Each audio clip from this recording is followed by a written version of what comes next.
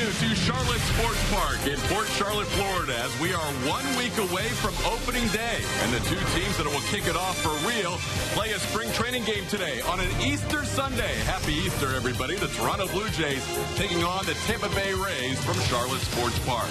Hi, everyone. I'm Todd Callis alongside Brian Anderson. We'll be joined by Emily Austin in just a little while. Today pretty much resembles what could be the opening day lineup, but there is a great competition going on at first base for the Rays. Well, listen, it's always nice to have options, Todd, and that's exactly what the Rays have when it comes to the first base position. First and foremost, you have the incumbent James Loney. Now, listen, he came into camp this year with renewed focus, and you can see it playing itself out. He's having a nice camp. But then you mix in a couple of off-season acquisitions. You've got the left-handed hitting Logan Morrison mashing this spring, and also the right-handed hitting Steve Pearce. He's doing the same from that side of the plate. So the Rays, they have some tough decisions to make, and they only have a week to do it. And you can see it will not be easy. No, it won't. All three guys have stepped up in March as they are battling out for that position. We're going to hear from the manager, Kevin Cash, in the bottom half of the third inning. Also, later on, we'll hear from the hitting coach for the Tampa Bay Rays, Derek Shelton. That'll happen in the top half of the fifth. And we'll be joined by Emily Austin as well, all game long with interviews. In fact, right around the corner, Emily will talk to Rays first baseman Logan Morrison as we get ready for the first pitch on an Easter Sunday in Port Charlotte, Florida.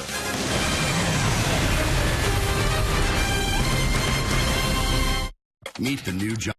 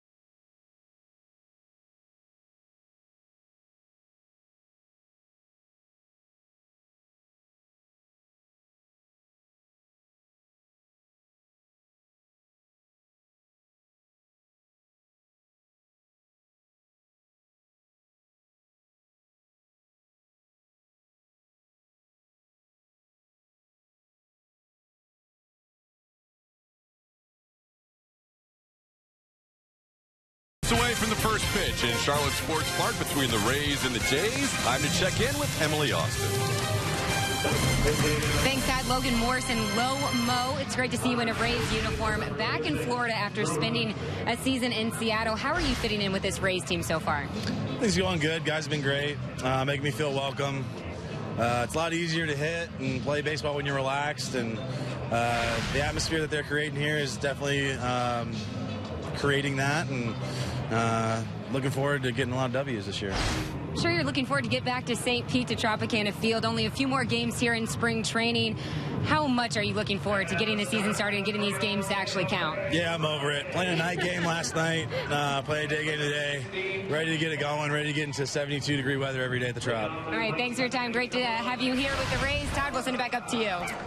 All right, Emily, night game into a day game. Always fun times for the players in spring training as we take a look at John Gibbons. And here is his lineup for the Toronto Blue Jays wearing those special spring training caps. Kevin Pillar will lead off in center field. No Edwin Encarnacion, no Jose Batista, no Troy Tulowitzki, as Ryan Goins will play at shortstop. Michael Saunders is in left field. Justin Smoke, the DH. Daryl Siciliani is in right field. Darwin Barney is the second baseman. The former Ray and Seminole High School product, Casey Kochman at first base. David Adams is at third. And A.J. Jimenez will be behind the plate for Drew Hutchison on the mound today for Toronto. And you see the Rays dugout. getting ready to take the field shortly. It'll be an all bullpen day today. It was Matt Moore's scheduled day to pitch, and he is on the backfields with a little inter-squad game because Moore will probably face these Toronto Blue Jays in the first series of the season. Yeah, and it makes perfect sense. I mean, as you get closer and closer to opening day, you want to keep your guys away from a team that Matt Moore, if it lines up correctly, he could see Toronto 6 times this year. So you don't want to show any more than you have to at this point of spring. Toronto Blue Jays are having one of the better springs record-wise in the Grapefruit League. They are off to a 15-5 start this year and finally lost their first game in Dunedin last night, or yesterday, to the New York Yankees. As you take a look at the starting pitcher for the Tampa Bay Rays, again, it's an all bullpen day. And here's one of the guys vying for a spot on the roster who was just acquired this spring, David Carpenter. Well, and you see what he did last year with the Washington Nationals, the New York Yankees, 30 games, the ERA just over 4. 15 strikeouts, 24 2/3 innings, and he's a guy that's going to probably go out, has the opportunity to work multiple innings today, a guy out of the bullpen that can give you that, and is going to feature the fastball, the slider, and the split, and looks for a lot of early first pitch strikes against this very aggressive Toronto lineup. And things that the fans have learned about the Rays is this is a roster that will certainly change as the weeks come and the months come in the season. As you take a look at the defense behind Carpenter, this is probably your opening day lineup. Not definitively, Kevin Cash didn't say that, but probably your opening day lineup. Across from left to right, Desmond Jennings, Kevin Kiermaier, Steven Souza Jr. in right field, Evan Longoria and Brad Miller on the left side of the infield, Logan Forsythe and Logan Morrison. Logan's on the right side, and Kirk Casale behind the plate. Kevin Kiermaier, of course, not only patrolling center field, he is now the proud owner of a gold and platinum glove as the winner in the 2015. And well deserved. I mean, really second to none. I mean, he is absolutely fantastic out there, and you see that not only in the gold, but like you said, you mentioned the platinum, and that's the best of the best. And one of the guys that he was in competition with as a finalist in center field is the leadoff hitter for the Blue Jays, Kevin Pillar. We saw Pillar start the year in left field for Toronto, made a home run saving catch against Tim Beckham. Second and third times into Toronto, this guy was patrolling center field and did a great job. So we are getting ready for the first pitch. The Rays and the Jays, the same two teams, will do it all for real in almost exactly 1 week and 2 hours from now as Carpenter starts off Pillar with a fastball for a strike. Very warm, 86 degrees for the first pitch here. Pillar takes a fastball inside, 1-1. And that's one of the keys when facing this Blue Jay lineup. You do not want to allow them to feel comfortable in the box, because when they're comfortable, they are productive, and it can be in a big way. With an all bullpen day, you're going to see some pitchers for an inning, some pitchers for 2 innings. Pillar was not sure if that was a strike called by Sam Holbrook, but it was, according to the umpire. It counts 1-2. Jim Hickey has the whole thing plotted out. He was down on the backfields earlier today watching Matt Moore face some of his teammates. Here's a fly ball into left field. The wind is going to push everything to left a little further, including over the fence, you would think, a couple of times than it would be with a still day as Jennings makes the play for the first out. Well, you see the flags working like that, and you know that it can happen here at Charlotte Sports Park. That ball will carry into left field, so these pitchers are going to be trying to miss the barrel, as they always do. Here's Ryan Goins. Normally we'll see him at second base, today playing shortstop. Troy Tulowitzki had a little bit of a scare earlier in the week when he was hit on the hand by a Bartolo Colon pitch, but just the bruise. He is ready to go for the Blue Jays, and Goins takes a called strike, 0-1. Carpenter, the starter today, will be one of the pitchers that will go 2 innings. At least that's what he's scheduled for. Misses away, 1-1. Well, and it's nice to have those guys that can give you multiple innings coming out of the bullpen. It's become so specialized out there that the guys that can come in, face lefties and righties, give you multiple innings, become very valuable. When you think about last year's team, as Goins hits one on the right side, Carpenter's going to have to cover, and he does. Forsythe with a nice toss, and there's 2 away. You think about last year's team, as good as the bullpen was, and there's no Brad Boxberger, at least for the first month and a half. There's no Jake McGee traded. There's no Kevin Jepsen traded last year. Those 3 guys were in the back end, but almost every other guy in the bullpen last year was a 1-inning guy. And with the way things played out, they're looking for guys to have multiple innings out of the bullpen. And Carpenter, if he doesn't make the original 25-man roster, is certainly a guy you may see as they rotate through pitchers during the course of the season. And you would fully expect that because we saw how the Rays used their bullpen last year. You know, anytime a guy's going to get stretched out, go a couple innings, you want to get that fresh arm up. And so you will see a lot of guys run through the pen. That's why you need to have that depth. And David Carpenter certainly gives that to you.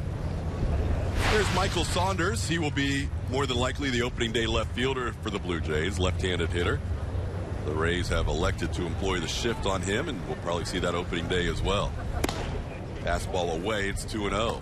You know, the one thing that I did see that find interesting was the talk that, with Kevin Cash saying that maybe the starters this year, the leash is going to be a little bit longer because of some of those issues in the bullpen with Boxberger being out, and of course Jake McGee traded. So maybe these starters have earned the right to pitch a little bit deeper into games, and that I know that makes them happy.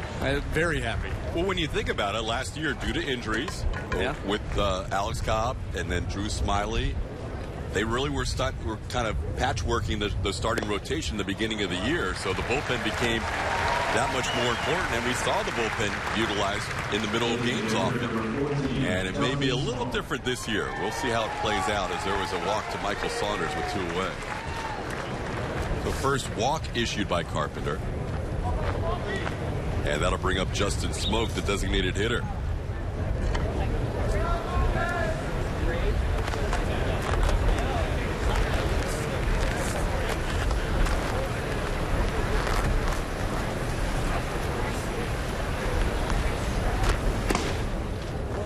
Just missing that outside corner again. Carpenter, a 30-year-old right-hander, signed by the Atlanta Braves in the offseason. Was then released by the Atlanta Braves this spring on March 5th, and the Rays signed him less than a week later. Everything missing a little bit away from the left-hand hitters. Well, and this is the kind of lineup, and obviously, Justin Smoak, a guy that has a lot of power, but you want to throw early in the count strikes. We talked about that at the beginning of the inning, but you want them to be quality strikes. So sometimes in doing that, you start to pick just a little bit, and you find yourself behind in the count, following up a walk. You heard Logan Morrison with Emily Austin prior to the game talk about the comfort zone with the Rays, and Carpenter said the same thing before the game. Just the ease with transitioning to this team, a guy who didn't start the spring with the team, but he feels very comfortable right away on this Rays staff. And how could you not, with Jim Hickey, with Stan Borowski, Scott Kersey, and the rest of the guys on the pitching staff? I mean, it's a pretty easy group to get along with. No question. They make everybody feel comfortable. They understand that that's the atmosphere that they want to create, that you can build a lot of success from an atmosphere like that, especially if you've got talent, obviously, but just the whole team in general. You don't see guys pairing off, pitchers on one side, position players on the other. Everybody gets along. The atmosphere is tremendous, and that's why you see guys thrive. A couple of 2-out walks by Carpenter. Not exactly what he was hoping for here, as he walks Justin Smoak. Well, this is where you really have to regroup. Yeah, walk to the back of the mound and get yourself right mentally, because it looked like it was going to be a quick 1-2-3 inning, and then a couple of self-inflicted wounds, and you're in a little bit of trouble. Here's a guy who's having a tremendous spring for the Blue Jays, Daryl Siciliani. You can look at his average, .438. That includes 3 home runs and 8 runs batted in. Siciliani takes a called strike, 0-1. Well, and he may be bit by the fact that he has options left, because if you go on performance, there's no question that he's going to make this team. However, he does have options left, and so he may be a guy where that works against you, at least at the beginning of the season. We'll see. We will see his main competitors for that backup outfield spot during the course of the game, and that'll be Ezekiel Carrera and Junior Lake. Based on merit, if everybody had options left, John Gibbons would probably say Siciliani deserves it, but that dreaded option is still lingering, and that's a big factor. Carpenter trying to get out of a couple of walks with 2 outs. Ahead 0-2. And he swings and misses against Siciliani for the final out. We're heading to the bottom half of the first inning. Scoreless.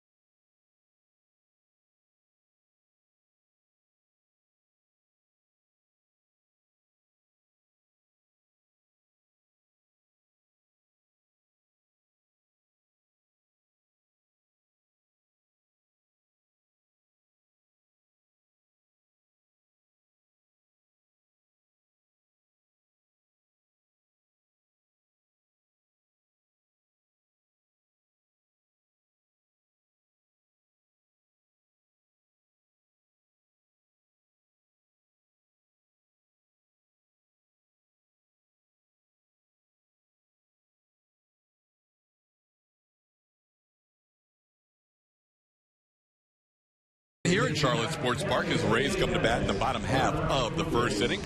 And this is the lineup that will face Drew Hutchison. Again, this could be the lineup that you will see opening day 1 week from today. Logan Forsythe at the top at second base. Logan Morrison at first base, bat second. Evan Longoria at third base. Corey Dickerson is the designated hitter. Desmond Jennings at left. Brad Miller, the shortstop. Steven Souza Jr., a couple of hits last night at right field. Same with Kevin Kiermaier. He had a couple of hits. He's in center field. And Kurt Casale behind the plate. We'll be facing right-hander Drew Hutchison, as you mentioned, Todd. And an interesting year for Drew, because last year, you just look at the record by itself, you think, great, 13-5. But the ERA of 5.57 and gave up 179 hits in those 150 and the third inning. So it was not easy for Drew, but he pitched on the right days with this lineup and benefited by picking up those wins. Let's take a quick look at that defense here for the Blue Jays. Out in the outfield left to right, we have Saunders, Pilar, and Siciliani, and across the infield third to first, Adams, Goins, Barney, and Kochman, with Jimenez behind the plate. Now here's Logan Forsythe before the game, and we'll talk to Kevin Cash in the third inning. Before the game, Cash saying this could be the leadoff hitter for the Rays on opening day. Here's a fly ball, and hit pretty well to center field, but Pilar has a beat on it. And in front of the warning track, makes the play for the first out. That wind moving from right to left can hold balls up like that, but you see the Rays with that aggressive approach. And Drew Hutchison, the one Achilles heel that he had, you know, this is a guy that's got good stuff and can move the ball around, but when he misses, he tends to miss out over the plate. And that's why you see Logan Forsythe taking a rip at that first pitch and hitting it well. So one Logan down, and that'll bring the next Logan up. Logan Morrison, the hitter, with one out, nobody on. Told you right before the game, Morrison having a nice spring with that .353 average, including a home run, 6 runs batted in. Swings and misses at the fastball, 0-1. And not always easy to do. You know, you come over to a new team, there's expectations on you, you know, taking over maybe some DH, playing first base. They need you to be productive, want you to be productive. You start to put pressure on yourself in a new environment, and it doesn't always work out so well. But been a nice spring for Logan. And as you said before the game, there is an incumbent first baseman, too. So all that, and all 3 guys that have been in that battle, probably for 2 spots on the roster, you would think, between Morrison, Pierce, and Loney. All 3 guys have really produced. What do they talk about? Competition, you know, how it brings out the best in you. You understand you've got to come every day ready to play and ready to get better because of that competition. Hutchison misses with his first pitch out of the strike zone. It's 1-2. Drew Hutchison battling for a spot in this rotation. A good battle for that final spot in the Blue Jays rotation. And there's a called third strike on the outer half. Morrison thought it was a little too far out, but Sam Holbrook brings him up. 2 outs. Well, and if Drew Hutchison is going to stay viable in that competition, he's going to need to continue to make pitches like this. That is a dot-up fastball, knee-high, right on the outside corner. You couldn't throw that one any better. So 2 outs, nobody aboard. The number 3 hitter, Evan Longoria, steps to the plate. In the dirt. 1-0. Fastball, slider, and changeup for Hutchison as we take a look at Rays manager Kevin Cash. Night game last night in Bradenton. Back here for an afternoon contest. A day off tomorrow for the Rays. Chopped on 2 big hops to Ryan Goins, and Goins will make the throw across to Casey Kochman, and a 1-2-3 inning for Hutchison and the Jays. We head to the second, no score.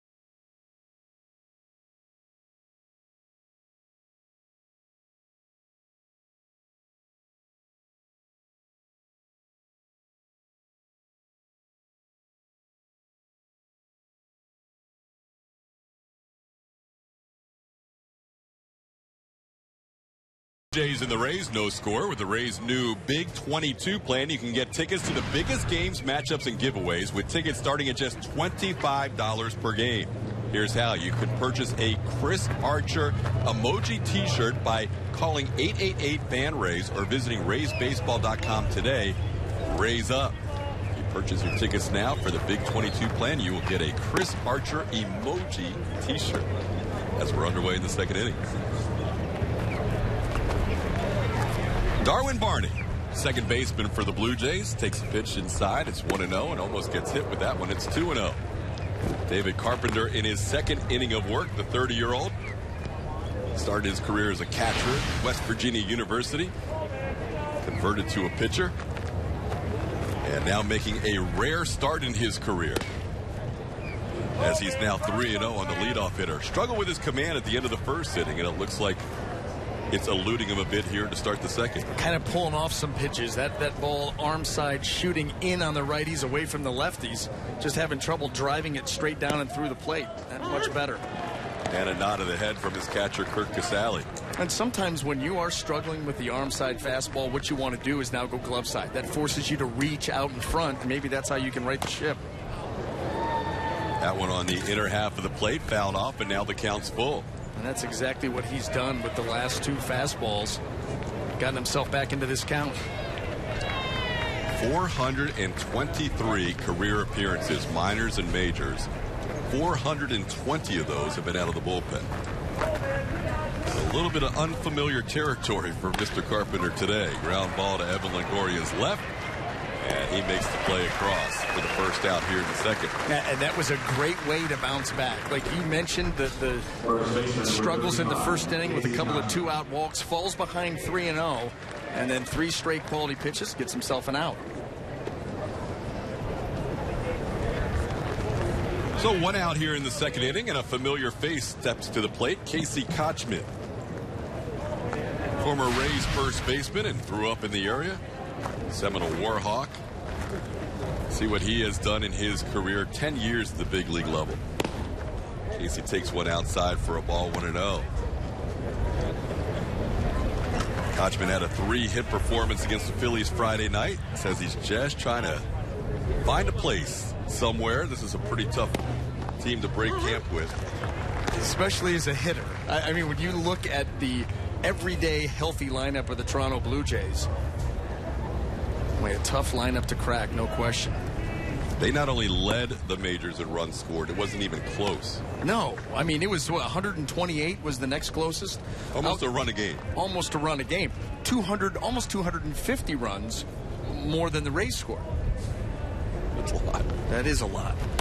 2-1 pitch. Tough play for Longoria from his knees, and it's not going to be in time. Having a great job to stop that sharply hit ground ball, and Kotchman has an infield hit. Yeah, that was, Evan Longoria kind of pulled around towards shortstop, had to go to his backhand side and then try to make the throw from the knees. Not going to be easy. Just not enough on it.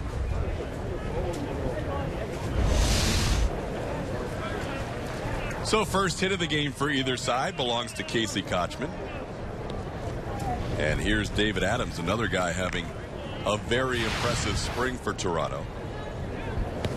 See what he did with Double-A Jacksonville last year. This spring he's hitting .407. Well, they always talk about hitting is contagious. And when you come into camp with the Blue Jays, with the lineup as it's constituted right now, you're just surrounded by tremendous hitters through and through. And it just kind of bleeds into everybody else. Miller to second for one. Forsythe does not make the turn as he chooses to hold the ball at second after the force out. So 2 outs and a runner on first base. Everything there took just a little bit too long on the transfer from Miller to Forsythe, and that's what threw off the timing of the play. Here's Brett right here, Brad Miller, that little underhand throw to Logan Forsythe. And let's remember, still spring training, these two guys working together, getting their timing down, their familiarity with each other out there in the middle infield.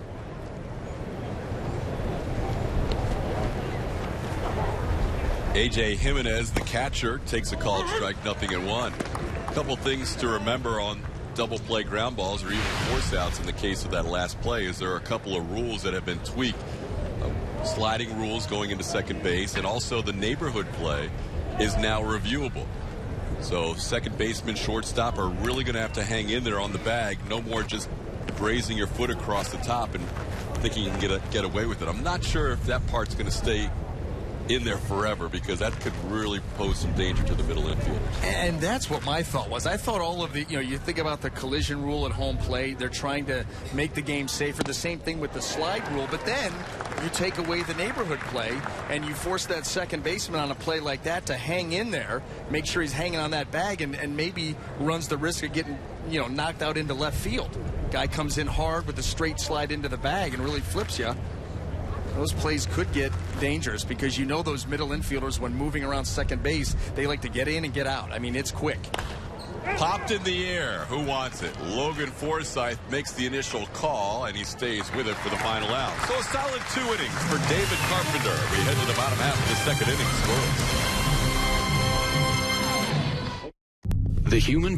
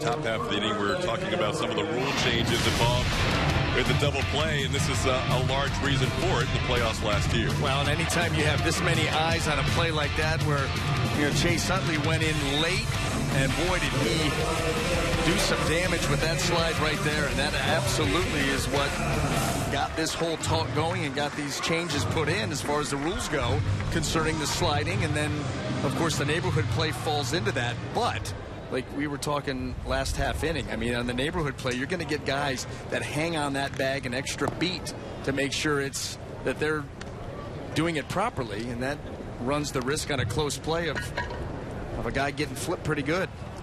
You can still flip a guy at second, but you have to be within the area of the bag, and you have to maintain yourself on the bag after the slide. You can no longer slide right on top of the bag and go past the bag, or in that case of Utley, go wide of the bag. You don't have to. If you want to flip a guy, you do not have to. Now, if you go in late, that's dirty anyway. But you can go in with an absolutely legal slide straight into the bag, and with a guy hanging there a little bit longer than he's used to, you're going to get some people. Corey Dickerson leads things off for the Rays in the second inning, hitting in that cleanup spot right behind Evan Longoria. It'll be Dickerson, Desmond Jennings, and Brad Miller. Big swing, no contact, nothing in one. Here you go. You have to begin your slide before the base. That means you can't blow up a middle infielder by sliding on top of the bag. You have to reach the base with your hand or the foot, have to be able to reach the base. And then on the completion of the slide, you have to remain on the base. You can't change your path to hit a fielder on the way towards the bag. The one thing with the neighborhood play that and you and I talked about it during the break as well, we saw this at times last year where a guy would easily be safe. The tag is held on, and for a split second he's not on the bag, and then he's ruled out. Right. I don't think that was the real intent initially for replay, and I hope that doesn't become a big deal with the neighborhood play. If the guy's clearly out at second base on a routine double play, and for some reason, he didn't quite catch the corner of the bag. I mean, I don't know if that's why you want replay in there, but I'm sure that's going to come up a time or two. It's going to. I mean, with 162 games and 30 teams, you're going to see an awful lot of it, especially early. But you can get to the point where you legislate too much, and now all of a sudden everything's being called into question. I mean, where do you draw the line? And I think that's what Major League Baseball is trying to figure out right now, because you can have enough laws on the book that can be reviewed and just keep opening up that Pandora's box, and now you're reviewing everything, and the game is really grinding to a halt. Agreed. 2 strikes on Dickerson, who broke his lumbar on that last swing. And the new stick pops one in the air to center field. The wind's carrying this. This ball's going all the way to the track before Pilar pulls it in front of the wall. Either Dickerson got more of that than I initially thought, or the wind really carried that to center. Well, and I thought that Daryl Siciliani thought that he had a shot at making a play on a ball that was hit deep out into right center field, but we talk about the wind from right to left. And Dickerson, you see with his finish, he's able to get lift and carry, just not quite enough right there. Dickerson has immense power. He showed it to the Rays right after they acquired him in a batting practice session at Tropicana Field, when a lot of players kind of raise their eyebrows. He hit one on the roof here at Charlotte Sports Park in an earlier spring training game. He is going to be fun to watch in the Rays lineup. Desmond Jennings takes a called strike, 1-1. Well, the other thing that you like about him is that newfound, Rays approach to hitting, being a little bit more aggressive, and he fits right in. Inside, 2-1. Desmond played in last night's game in Bradenton, getting another start this afternoon. Was told before the game that the starters will get 3 at-bats, and if they feel like they need another at-bat, they can have a 4th. Counts 3-1. I assume most guys who played last night, like the outfield, Jennings, Kiermaier, Souza Jr., will probably elect for the 3 at-bat performance today. Tried to catch the inside corner. Hutchison thought he had it. Sam Holbrook says inside, and Jennings has a 1-out walk. Here's that breaking ball, the slider. They want it down and away, kind of a backup slider. Maybe that's close to that inside corner. We've seen a couple of them called here this afternoon. Not that one, and it gives the Rays a base run. Jennings has not attempted a steal yet this spring, hitting in the middle of the lineup, number 5 spot today. Brad Miller, the batter.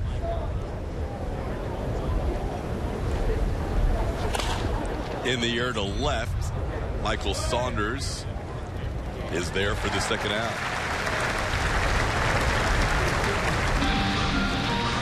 With a guy like Desmond Jennings, he may not have attempted one to this point, but he's always the threat. You always have to keep your eye, because when he decides to turn it loose, we've seen in past seasons, he's awfully good at knowing when to go. Steven Souza Jr., the hitter. See his numbers on the spring. He kind of got off to a slow start. Injury, was about a week and a half behind everybody. Looked like his at-bats last night in Bradenton were finally the Souza Jr. at-bats that we were used to seeing when he was on a good streak last year. Well, that's why it's important for these guys, here the last week of spring training, to go out there, play a game, play a full game, get 3 or 4 at-bats, see consistent opportunities to get that swing fine-tuned with just a few days to go. When you think about the Rays lineup 2015 versus this year, Souza Jr. is a guy that was really counted on in the middle of the lineup last year as an acquisition in the offseason, and here he is in the number 7 spot. Kind of talks about the thickness of where the Rays lineup is. I love what they've done with this lineup. When you think about the guys that they have brought in, you think Logan Morrison today in the 2-hole, Brad Miller, we just saw Steve Pearce, who's another guy that you can plug into the middle, or actually you can play him anywhere in the lineup.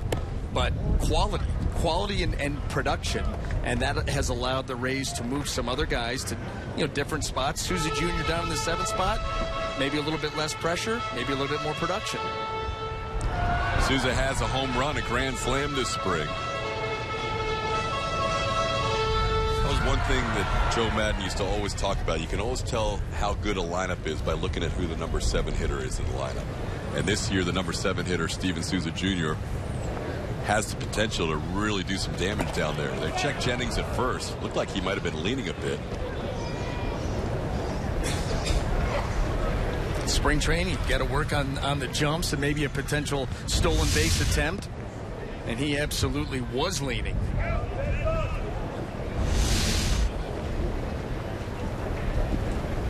On the move. And a foul ball back. Still no stolen base attempts for Desmond. When it looked there that Drew Hutchison tried to come set and start towards home plate right away.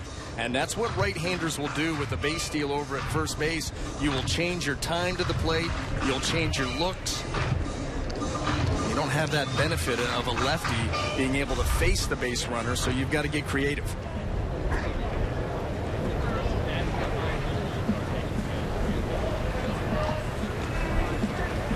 Jennings stays on the 2-2 offering, and this one fouled into the crowd.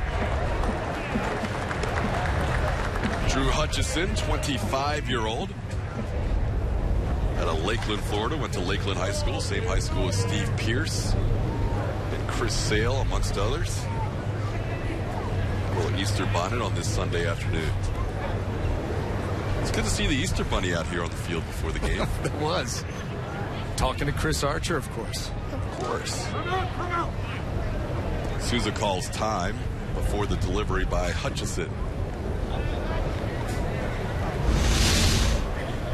Talking about the opening day start, about all the deliveries the Easter Bunny had to make today. Two guys with outstanding deliveries. Chris Archer's like, listen, I appreciate your enthusiasm, Bunny, but today's not about you. Bunny was very stoic there, just kind of casually talking to the Rays opening day starter. I like that. 3-2 the count to Souza Jr. with 2 outs. That means Jennings will be on the move. And a ball into the gap could give the Rays their first run of the game.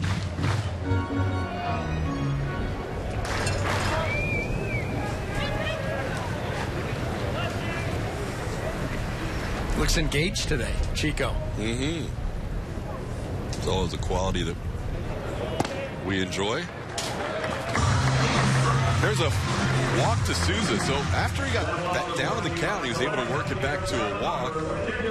Souza Jr.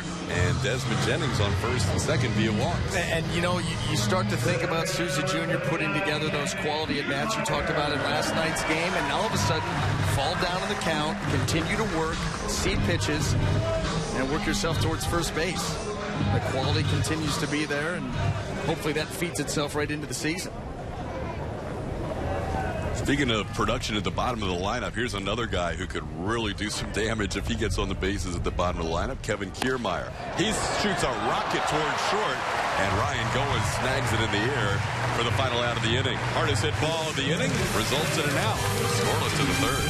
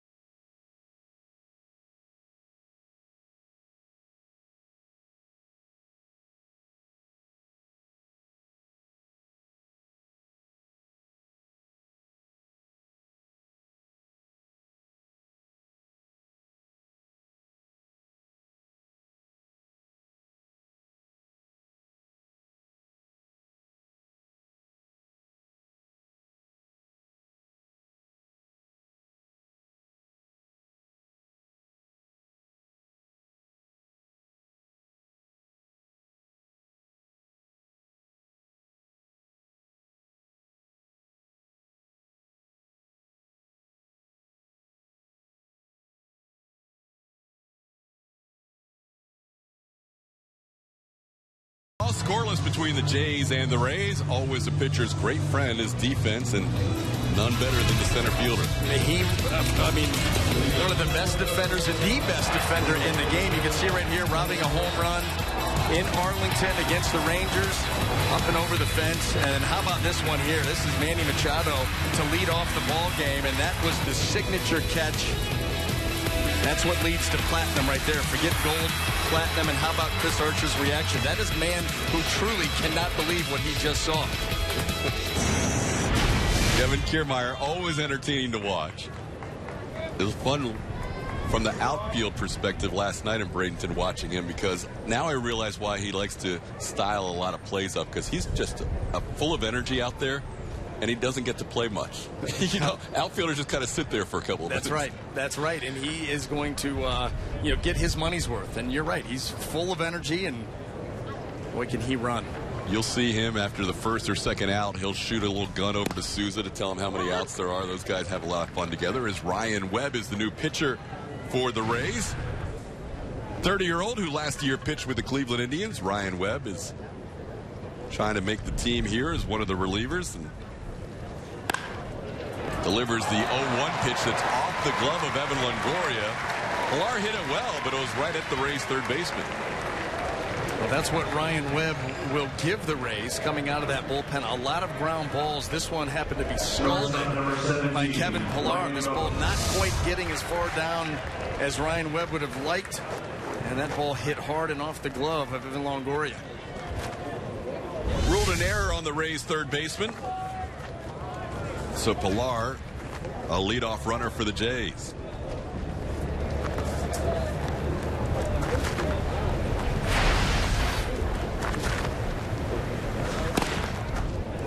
Webb delivers a strike to Ryan Goins, 0-1. Goins grounded out to the second baseman Forsythe. To the starting pitcher David Carpenter covering for the first at bat. Webb's the kind of guy who, you look at his career and just always solid number of games pitched with San Diego, with the Marlins, back when they were the Florida Marlins, and then 12 and 13 as the Miami Marlins. 2 years ago, jumped over to the American League from the National League with the Orioles, and last year with Cleveland. You mentioned that sinker slider, three-quarter arm delivery. He's going to try and get a lot of ground balls. And the Rays didn't really have that last year. There's a ground ball, could be two, but no! Miller bobbles. So the left side of the infield struggling here in the third inning. Well, and that's something that the Rays are going to have to clean up. They were not as strong defensively last year as they plan on being on a year-to-year basis. And you're right, the left side right here looked like a tailor-made double play here. A quick flip by Brad Miller, but he was just never able to corral that ball. It squirts out, and now the Blue Jays with two base runners. At the beginning of the spring, the Rays had an inordinate amount of errors, and they kind of smoothed that out towards the middle of the spring, but a couple of here in the third inning, leading right to the middle of the lineup for Toronto, Michael Saunders, the batter. Well, and this is the fine line that you're going to see this year in the American League East, and you just cannot afford mistakes like that leading you to the middle of some of these lineups. And so you just hope that it's a little blip and they can go into the season strong, because you're right, it did not start well this spring, and that's going to be a big part of the Rays' success this year. They got to catch the baseball.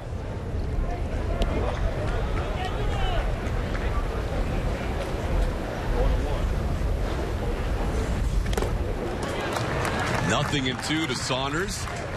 Started with a changeup and now ahead 0-2. Well, this is one of those instances where Ryan Webb, you'd like to get a ground ball here, and he's a good ground ball guy, but he also said coming in, when I get the opportunity to try to go get a strikeout, I want to have the ability to do that. Here's that opportunity at 0-2.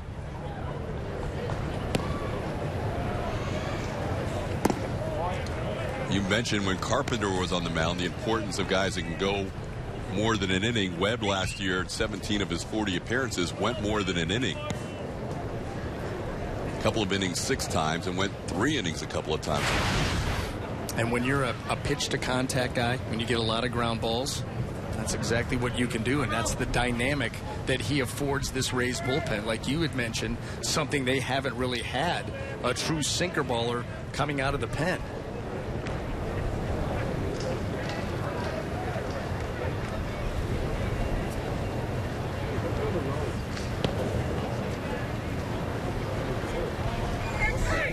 In the dirt, good block by Casale, as Pilar had a pretty good secondary lead but couldn't advance. That was a great block by Kurt Casale, something that he's worked very hard on. We know what he can do with the bat as a hitter, the power that he has, but how about moving over there on a tough breaking ball to handle, keeping it right in front? Not very easy, and he made it look like it was.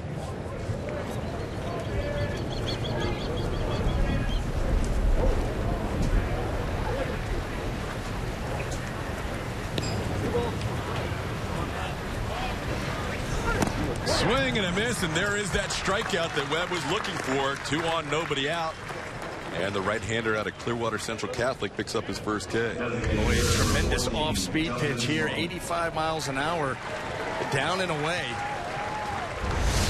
You come with that breaking ball down and in, you get a hitter start thinking about speeding things up a little bit, go away from him, get a big strikeout. Now you'll take that ground ball, get out of this inning. Rays still stay in the shift with Justin Smoke, the hitter. So a little bit of an awkward turn for Miller if it does go to Forsythe on the ground ball, because he's going to have to move from the right side towards the bag and more like a second baseman. Hey, Kevin Catch is going to join us in the bottom half of the inning. Be on headset. We'll have a little chat with him. There's a ball ripped into center field for a base hit. Kiermaier coming on. Pilar being waved home. The throw is offline. Morrison cuts it off. They're going to get Goins. It's 1-0 Toronto on the RBI base hit by Smoke. The Rays do get an out of it. Well, Justin Smoke did a great job of staying on that pitch and staying up the middle with it. The throw from Kiermaier a little bit offline, but Morrison was the hit. You see the throw here just a little bit offline to Logan Morrison, waiting right there for it. Cuts. Gets that out. It is spring training, but you know that agitates Kevin Kiermaier. Oh, as soon as it left his hand. Right. The first thought was he is livid right now with himself. Hand on hip. Looking around. Like, really? I get a chance to throw somebody out? That's my throw? No, and he has such a good arm. Oh, he's a great arm. He loves those moments. He loves when he is challenged. And to be honest, a good throw might get Pilar. They sent him when he was picking up the baseball. He was just getting to third base, so it was going to be a bang-bang play. That's one of those Kevin wishes he had back. But anyway, it's a 1-0 Toronto lead. It will be an unearned run. A little bit inside. It's 1-1. Webb will work 1 inning today. Alex Colomé will be the next Rays pitcher. They won't let any pitchers go too many pitches into an inning. Oh, hit hard, but foul.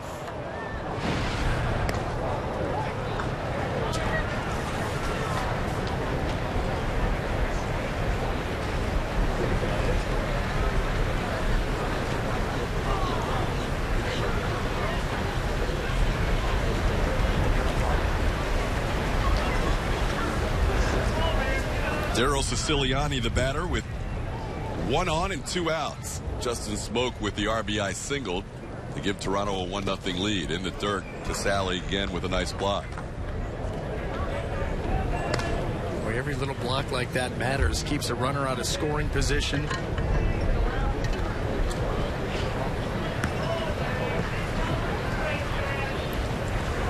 Two errors in the inning, a strikeout, and a base hit have plated the Blue Jays a run.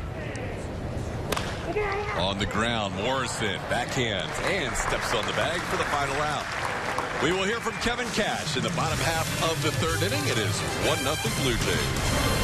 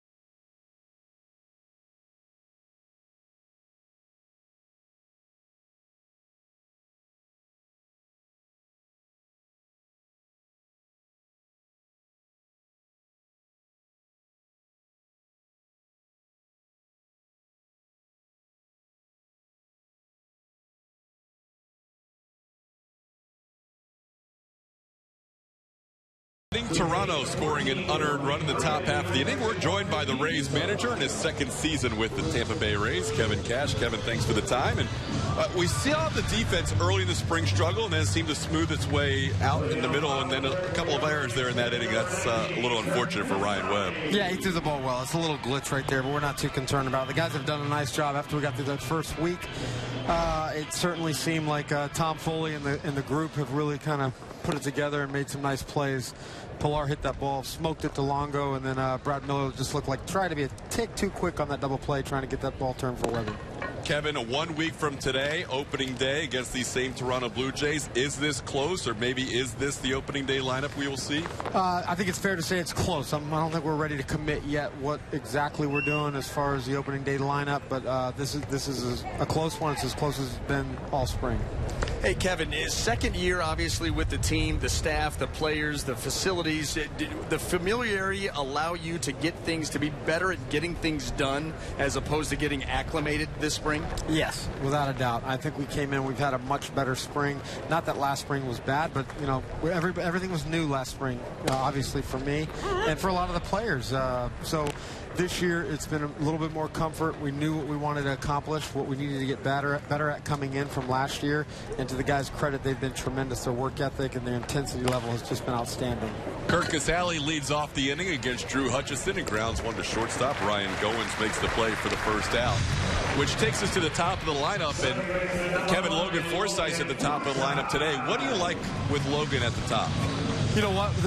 The bottom line is we like him up there because it's going to get him probably 75 to 100 more bats this year. And we view him as one of our key guys in the lineup, one of our better hitters, and why not try to get the opportunity? We understand how good he was in that fourth and fifth slot for us, but we did add some guys that are capable of manning those spots. And for Logan to get him up that many more times it can be pretty exciting for us. You know, Kevin, talk about some of those new guys. You think about Brad Miller and Logan Morrison, Steve Pearce, some of the competition that it's brought to this club and how it seems to make everyone step up their game another notch. Yeah, the front office did a good job. They added to some really good players that we already had, and these guys have come in. They're gamers. They bring good energy.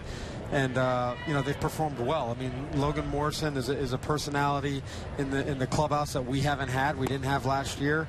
And Corey Dickerson, Miller, Pierce, all those guys you just mentioned, they all bring some special things to this club. But the bottom line is they can hit, and that's what we wanted. It didn't seem like Dickerson got all of that fly ball, but it went pretty far to center field. This guy has some pretty impressive power, huh? Yeah, his power is second to none. He puts on quite a show, along with Lomo.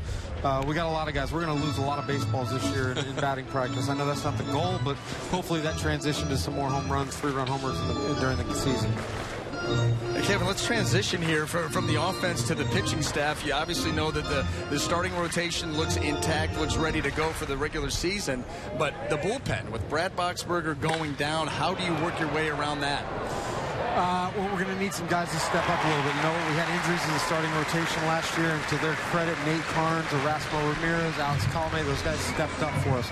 We're going to need some bullpen guys to step up again. And we like the guys that are in those spots. I mean, Xavier Cedeno and when Alex Colome transitioned to the bullpen, they were outstanding for us. Gelty had a tremendous year. We like the addition of Ryan Webb, who we just saw. He brings an element that we did not have last year, and a guy that could get ground balls. So we're looking forward to seeing how that works out, you know, but there's no doubt we're going to miss Box for the time that he's out. We'll be ready to get him back and welcome with open arms when he's ready. Before you became manager of the Rays, bullpen coach with the Indians, for you, I know you're going to mix and match some spots early, but how important is it for guys to kind of know their roles a little bit? It's important, and we try to, you know, it's a daily conversation that we're going to try to continue to talk through our guys and give them some type of stability in their minds and their roles. But you know, we got certain guys that we want to pitch when the game's on the line, and you can't always predict when that time is going to be. So to sit there and say you got a seventh inning guy, eighth inning guy, ninth inning guy, some teams are capable of saying that. I don't think we are right now. And I mean, to the guys' credit, they've bought in. They just want the ball, and they want to help. Kevin, we appreciate the time. We can't wait to do it for real a week from today. Same here. Likewise, we love Port Charlotte, but we're ready to get to Tampa Bay. All right. Thank you, Kevin Cash, the manager of the Rays. as the Rays have 2 outs and 2 strikes on Logan Morrison, and there is a called third strike to end the bottom half of the 3rd inning. So a solid inning for Drew Hutchison, who is not allowed to hit to this point through 3.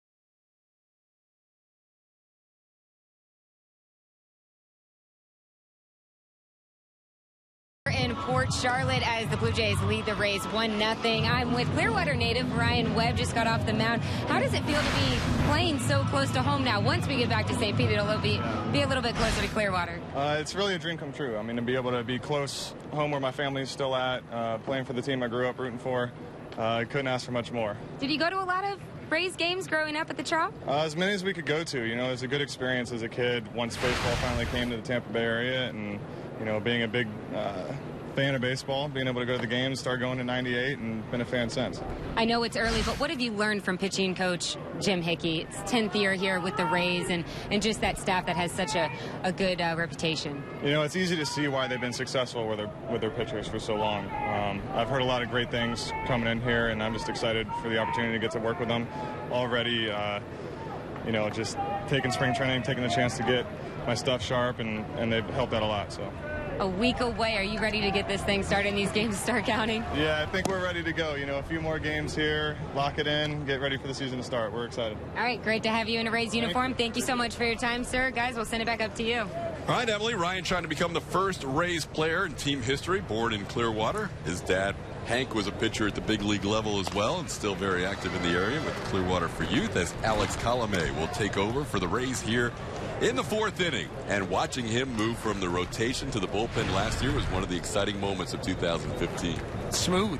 It was a smooth transition. He acclimated himself very well. His stuff plays coming out of the bullpen because it's dominant, overpowering type of stuff.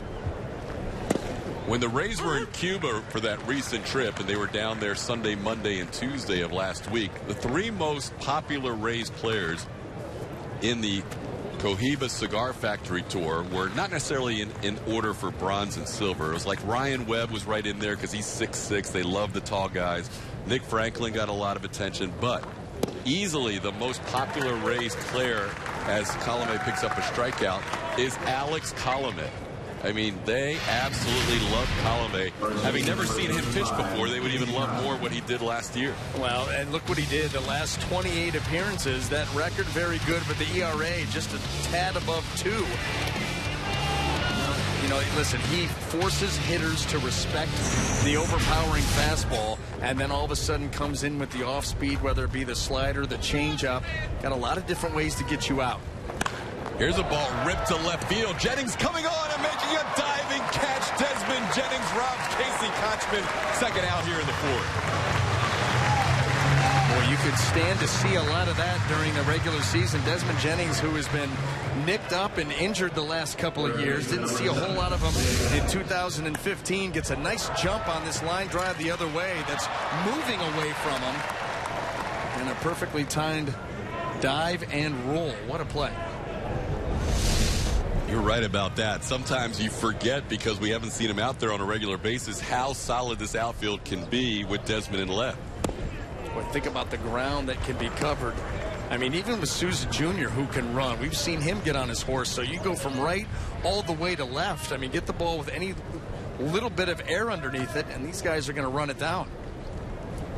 2 outs, nobody on, and David Adams is the batter.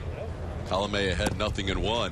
Not only did Colomé add a couple of miles an hour to his fastball and slider when he went to the bullpen, and that makes sense because he's not trying to go for 6 or 7 innings, but not only did he add MPHs to his pitches, but his rhythm is so much better. Remember how much time he took between pitches as a starter? Oh, absolutely right. Almost overthinking it, understanding that you have to, face a lineup 2-3 times, and you're going to be out there a while and trying to think yourself through every pitch. Now he goes out, he's simplified his arsenal, and he just goes out and attacks. And you're right, the rhythm's so much better. 2-1 the count on Adams. Chop foul, and the count's 2-2. And I think a lot of that, has to do with confidence, too. When you're confident, you will work quicker because you believe in what you're doing. Who will get the ball in the 9th inning? With Brad Boxberger down until roughly mid-May.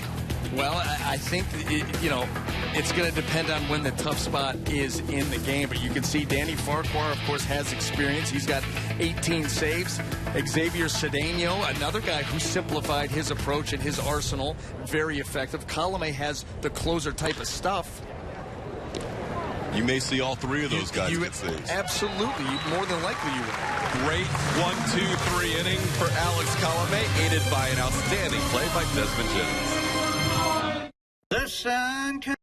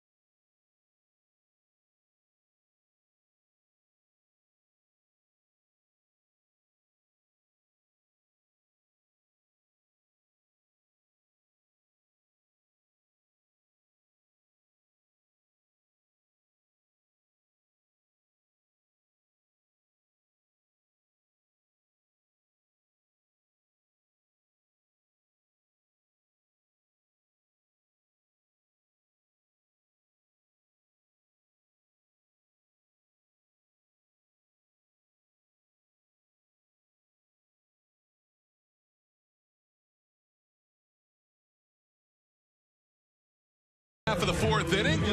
Blue Jays leading the Rays 1-0. Rays still looking for their first hit against Drew Hutchison. 1 week from today, Rays fans. 1 week and 56 minutes from today. We're going to have a 1-hour pregame show. Rays and Blue Jays will kick off the season. Coverage starting at 3 o'clock. Only on Fox Sports Sun. Why not take on the American League East champion right out of the gates? Don't dip your toe in. Just jump in. Just jump in. And you have arguably the best staff in the American League East. I think you can make an argument for the best rotation in the American League East belonging to the Rays. And then obviously everybody returning from the best offense for the Toronto Blue Jays. So you power on power. Power on, and maybe that's why that game got shoved back a day. A more marquee matchup. Little Sunday afternoon start to the season. Very unusual for the Rays to start on a Sunday. Just 1 of 3 games that day. So most of the United States will get a chance to see Chris Archer take it on the Toronto Blue Jays and Marcus Stroman. That should be a fun day. Always is on opening day, but especially with the Blue Jays coming off the season they had last year. Evan Longoria will be the first hitter here in the 4th. Takes a pitch away, 1-0. Last time we worked together, BA, was right around the All-Star break, coming out of the All-Star break in Toronto, and it was leading into the trade deadline, and we were kind of speculating who the Blue Jays might go out and acquire. Little did we know that Detroit would fall out of it in that series against Tampa Bay at Tropicana Field. Thus, David Price was expendable, and what an impact he made in their run. Wow, I mean, just the cherry on top. I mean, you had the offense. He solidified that pitching staff, and they made their run. Hey, the Rays have a base hit. Evan Longoria, solid line drive single to left field. see right there the big base hit leading off this inning by Evan Longoria. But look at the difference of this team at that trade deadline that you were talking about before. 3.6 runs a game. That was when the Rays really changed their approach as an entire lineup. And it's tough to get guys to buy into a complete overhaul like that, you know, more than halfway through the season. But look how productive the same guys, the same lineup was the last 2 months of the season. 4.7 runs a game. That's a huge jump, and so expect that approach to continue this year. They are going to be aggressive early and often. Yeah, that's the thing. You said it was leading into the trade deadline, but there were no additions. No. It was the same group. That's right. Different approach.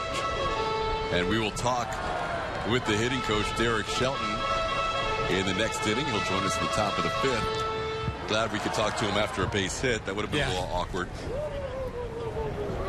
Well, that's the other thing, too, is, you know, your lineup is kind of set. That's who you are 4 months into a season. And they flipped the switch. I mean, more than a run per game the last 2 months is significant. They were a top 5 offense. Potential double play ground ball here. Barney to Goins to Kochman, and Corey Dickerson grounds into a double play. So the Rays' first hit is wiped out.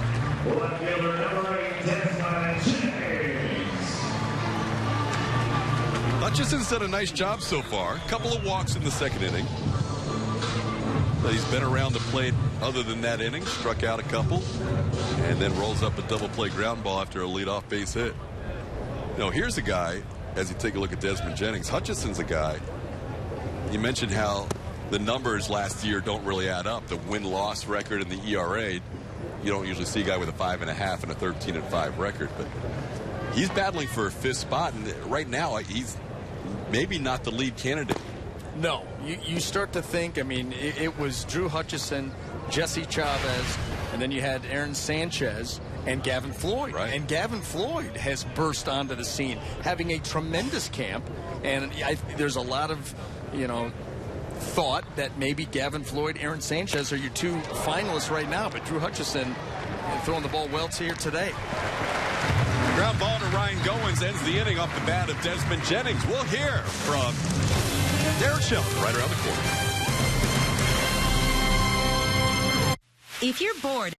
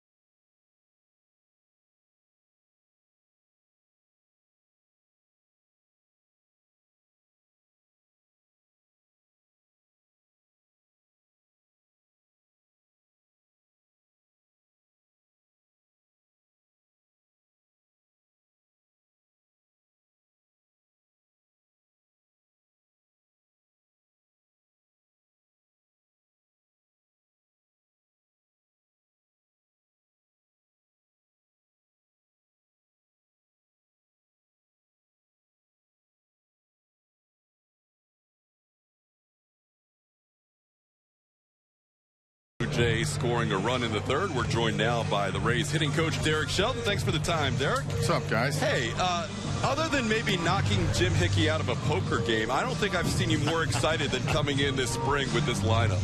I do like to knock kick out poker. That's true. Yeah, I am excited about this lineup. I think it's different than lineups we've had probably the last 3 or 4 years. So the balance of it, going right, left, having some left-handers, having some protection in the middle for Evan. It's exciting time. Derek, the last half inning, obviously you couldn't see it. We looked at some numbers. You know, this was an offense that April through the end of July was averaging just over 3.5 runs a game.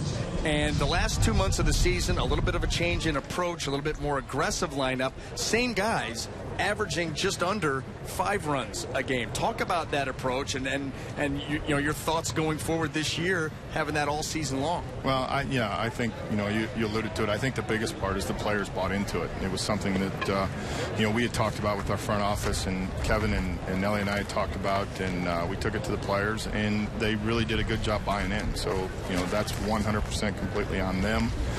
The fact that, you know, they were able to do it, and it was taking them out of their comfort zones. And sometimes, you know, especially with major league players, when you take them out of their comfort zones, they're not going to buy in, and they did. And then we came into the spring, and we've added these new people, and they bought into it. So it's been good. It's, you know, it's just making sure that we don't give away free strikes. A.J. Jimenez leads off for the Toronto Blue Jays here in the 5th inning. Talking to Derek Shelton, talking about some of the new players. You've got a Brad Miller, you've got a Logan Morrison, guys that have been around the big leagues for a little while, even Corey Dickerson. At this point, are you just kind of small tweaking it with these guys who have been established a little bit? Yeah, I mean, we came in, you know, of course we talked to them when we signed them and talked to them about what their mechanical approach was and what they wanted to do. And these guys know their swings. So it's just us getting to know them, talking to them, and making sure that the things they tell us that we're focusing on. But now we're at this point of the spring, we're starting to get to the point where, you know, after this off day tomorrow, we'll really get into our approach and what we want to do and how we want to go about our bats, and our lineups will probably be similar to what we're going to do during the season. But yeah, there's not much left to do at this point. So when you're getting down here this last week, and like you said, an off day tomorrow, then the team comes back to play on Tuesday, how do you start to manage those at bats, especially when a guy's feeling good at the plate? Well, I think the one thing is you know, we're down in camp where I think we're down at like 15, 16 guys, so it makes it a little bit easier. You know, the one thing we have done is, you know, today Matty Moore threw a simulated game down on the minor league side, and we sent 7 guys down to hit. So those really aren't minor league at bats, because you're facing, you know, a guy that's a premier pitcher in the game, and you're getting at bats. And we were able to get Geyer some at bats off a left-hander, which is going to be his role during the season. We've done a really good job maintaining, you know, the number of at-bats we wanted. It got skewed a little bit because we had the rain out and then going to Cuba and having the off day, but we're right on track in terms of the number that we want these guys to get. Steve Pearce, another guy who had at-bats against the lefty Moore, and Kevin Cash told us earlier, you guys are going to expect to lose a lot more baseballs in batting practice, hopefully during the games as well. Yeah, I think so. I mean, it's funny because when we were in Cuba for the first 2 rounds, which is our core group of guys, we went through more balls than I think I've ever seen in my 11 years in the big leagues. We had to go get cage balls to throw them. So we got some guys that can hit some balls. I mean, Morrison hit a ball the other day in Sarasota that went over the batter's eye, and I don't think we've had anybody that could do that in a long time. Dickerson, maybe he could do the same. Dickerson. If you come out and watch it, he's one of those guys that people watch take BP. And the thing with Dickerson is, like yesterday, we were back here doing the workout, and before he ended, he hit a homer to left, a homer to center, and a homer to right in his last round, and that was his intention. You don't have a lot of guys. Say by design. Yeah, by design. By design. So it's not easy. Got to get those fist bumps ready. Yeah, I'm fine with that. Yeah. Smiles and fist bumps. So yeah, that'll be a good thing. Base hit by Kevin Pillar with 1 out here in the 5th inning. Danny Farquhar is the pitcher for the Rays here in the 5th after a couple of innings from David Carpenter. Ryan Webb inning, and then Alex Colomé with a 1-2-3 inning. That one goes back to the backstop, and Pillar advanced to second. You know, talk a little bit about that balance that you were talking about in the lineup. You know, when you see it today, when you start with Logan Forsythe up there at the top, and I know against left-handed pitchers, you can tend to flood that batting order with more righties, but against the righties, the back and forth, and how difficult that is for pitchers to face. Yeah, and BA, I think that's something you and I have talked about numerous times. I mean, I think we spent a couple plane trips last year talking about, you know, how important that is, because you know as a pitcher that when you get into a role and you see a bunch of right-handed hitters or a bunch of left-handed hitters, you get in a slot and you get in a role where, you know, you can do what you want with your pitches. Now we're in the fact that we could actually go right, left, all the way through. In fact, I think we're doing that today, and that just changes the pitcher's mindset. Maybe the pitches he has to use, maybe he doesn't use his changeup, maybe he doesn't use his slider, or has to use them sporadically. So that makes it better. And then not only that, the fact that now we're able to put guys where they should slot. You know, last year we had to hit Jake and Souza at the top of the order, which, you know, might have been a little bit unfair to them being younger guys in the big leagues. Now they can go into the spot that they belong because we have those guys that, you know, we talked about earlier at the top. Little ball in the right center field. It's going to find some open grass. Pillar is going to trot home with the second run for the Blue Jays. It's 2-0 on the RBI single by Ryan Goins. Well, Derek, we always appreciate a game where you get more airtime than Jim Hickey, so thank you very much. Those don't happen very often. If not, he'll make a visit. So he may be due for a visit soon. Yeah. Thanks for the time. All right, Derek. thanks, guys. All right, that's Rays hitting coach Derek Shelton as Toronto has scored a couple of runs, both scored by that guy, Kevin Pillar. A healthy competition all over this team. Yeah. First base, the outfield, the bullpen, starting rotation, coaching staff. Well, Danny Farquhar with that wild pitch. And now back-to-back base hits has allowed a run here with 1 out in the 5th inning. Michael Saunders the batter. And there's a called strike, 0-1. Well, Farquhar's a guy who has closed before. When you saw that competition for who's going to get the ball in the 9th inning, he did pick up 16 saves for Seattle in 2013, has been with the Mariners the last 3 years. So he does have the experience of getting outs 25, 26, and 27, which is something you can't say about a lot of the guys in the bullpen. No, and those are important outs. How many times have we seen a very good setup man transition to the closer's role and it not go very well? There's a different mindset of getting those last 3 outs when there is no safety net. You know, as a setup man, you know you've got the closer lurking. You've got a safety net behind you. You do not have that, obviously, when you take on the role of closer. And some guys mentally, not the stuff, just mentally cannot handle it. You know that Danny Farquhar, he's been able to do that in the past. There goes the runner, swing and a miss. Casale's throw is not in time. A little bit on the third base side of the bag as Ryan Goins has his second steal of the spring. Well, that throw just a little bit on the third base side, and you combine that with a good jump. That was going to be tough to get him anyway. Came out, got rid of the ball quickly, but the jump a little bit too much.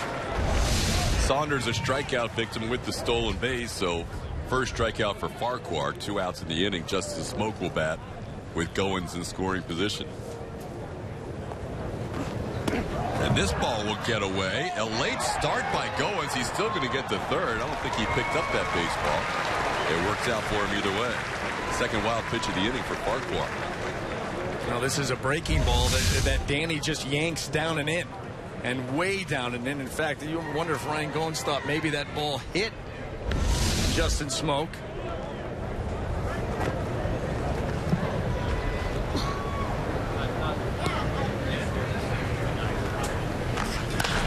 In the air to left, playable. Jennings will now drift back. This ball really carrying on him, and he'll stumble on the track and make the catch. That is not Jennings. That is a minor leaguer, Jose Payel, who came into the game, and he learned about the win in a hurry. Yes, he did. But you know what? He stayed with it. The bottom line is the play got made. Not smooth.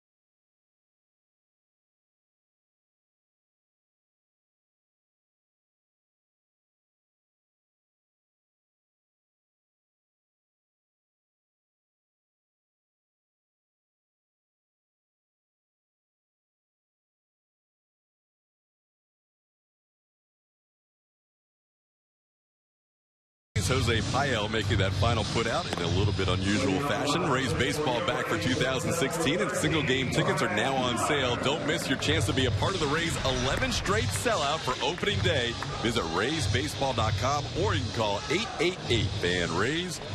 Rays up. Discounted hot dogs, kids tickets, part of the weekday specials all year long. Every day of the week there will be a different special for fans of Rays baseball. Bottom half of the 5th inning, 2-0 Toronto. I should have known it wasn't Desmond Jennings that left, because he never looks that awkward attacking a fly ball. That was Jose Payel. But listen, though, the wind, can get tricky. It pushed him all the way back. he stayed with it. He was explaining himself in the dugout after this. Watch this fly ball to end the inning. You get a little bit of slice action and the wind pushing it. A misstep. Third out. Textbook.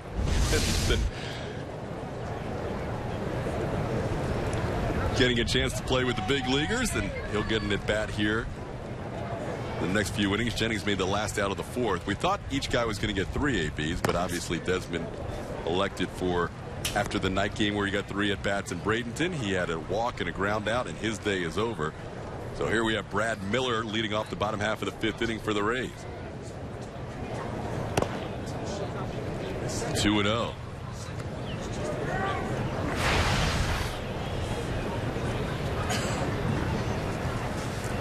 Miller, Steven Souza Jr., Kevin Kiermaier. Those are the 3 to start the inning for the Rays. Still looking for a run, down 2-0 against Drew Hutchison.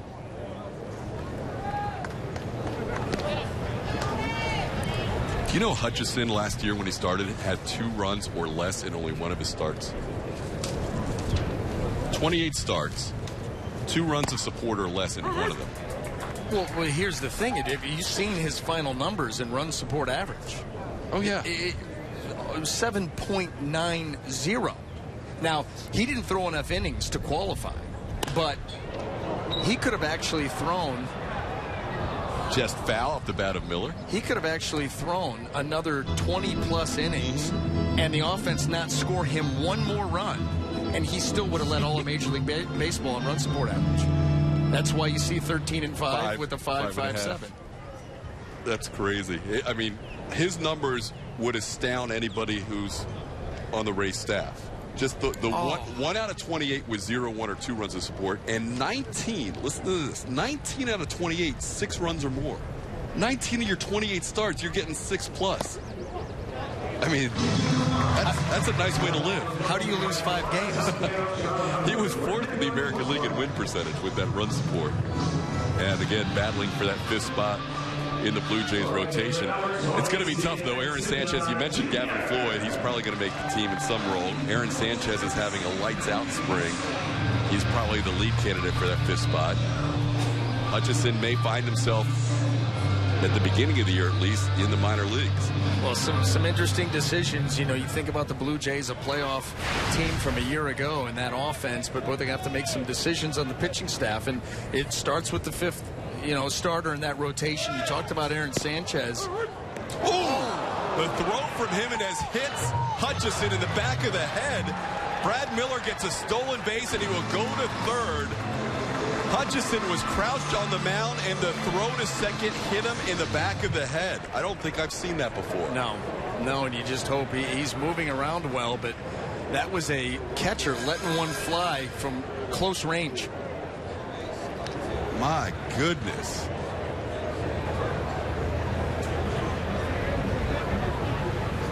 He is being looked at on the mound right now. John Gibbons will head out there as well to join this discussion. I mean, that is a scary moment. Every pitcher, whenever there's a steal, will crouch down as far as he can go, and it seemed like he was low enough, but Jimenez's throw just was really low. Yeah, he was absolutely low enough. I mean, you know that move. And you don't expect that ever. I mean, I don't think I've ever seen that. Hutchison's going to leave this game. Well, he was cruising along through 4+ innings. And let's take another look, B.A. He gets down. You know, the head turn may have saved him. Right off the back of the head. Wow. You're just so fortunate with him being able to walk off the mound. You can see Jimenez and Souza react. Souza kind of half-heartedly said go to third. Your first concern is with Hutchison.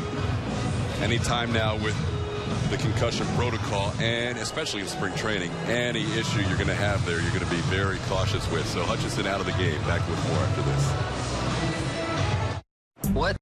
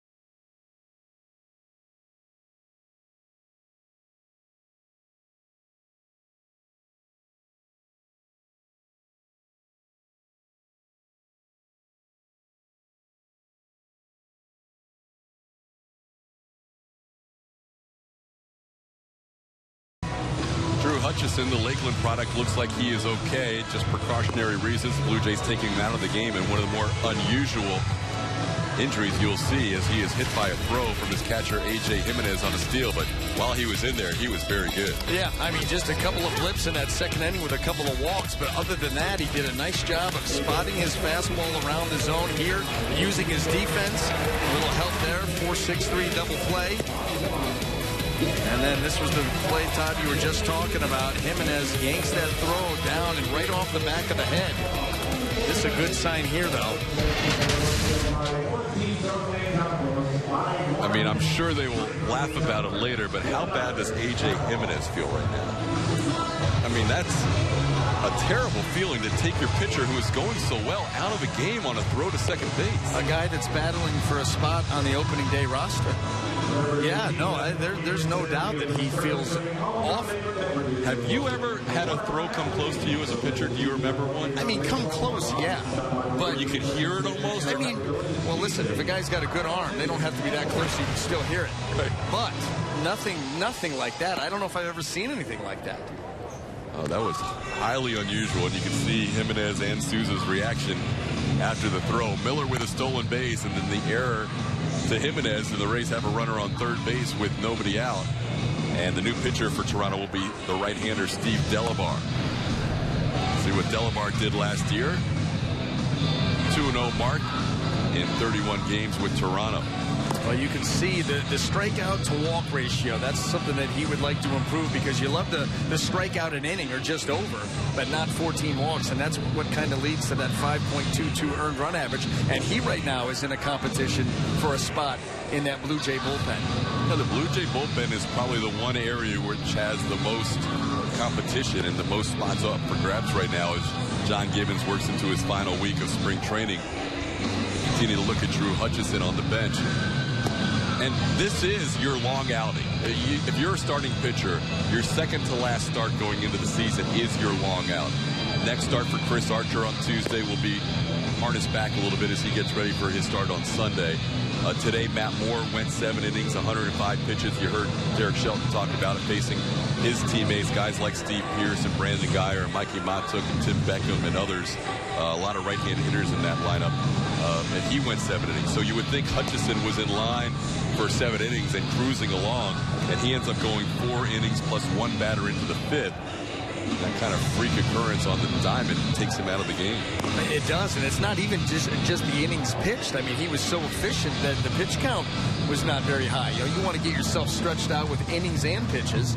He was not able to do either today, although the time he was out there, he was very good. So we're ready for baseball once again, as Delabar had as much time as he needed to warm up. And the Rays will have a runner, Brad Miller, on third and nobody out. Blue Jays will keep the infield back, so the Rays with a great opportunity to score their first run of the game.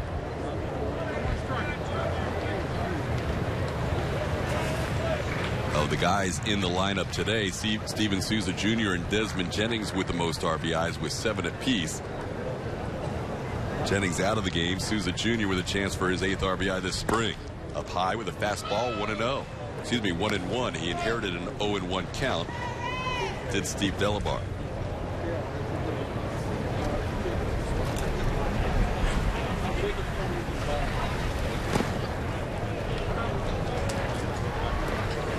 This is one of those situations that as a hitter, you're down 2-0 in this ball game, and you have to understand what's going on here with the Blue Jays. They're giving you this run, so take it. You want that base hit, but bottom line is, with nobody out, runner on third, infield back. There you go. Hit well to right field. This will be deep enough, or should be, to score Brad Miller, and he will cross home plate without a throw. So the Rays score their first run of the game as they get a sac fly from Steven Souza Jr., RBI number 8 this spring. Center fielder number 39, Kevin Kiermaier.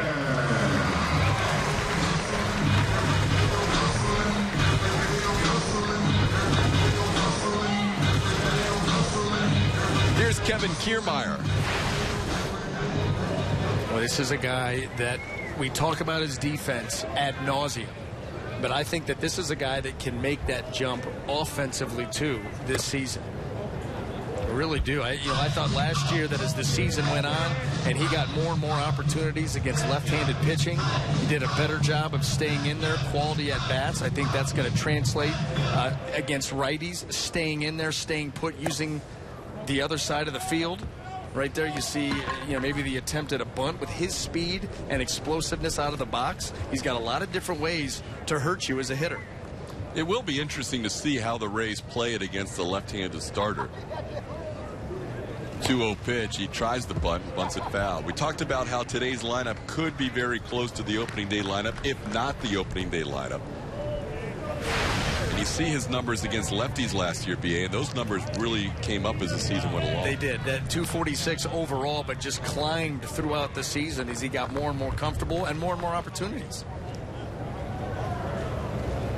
2-1 count to Kiermaier. Inside is 3-1.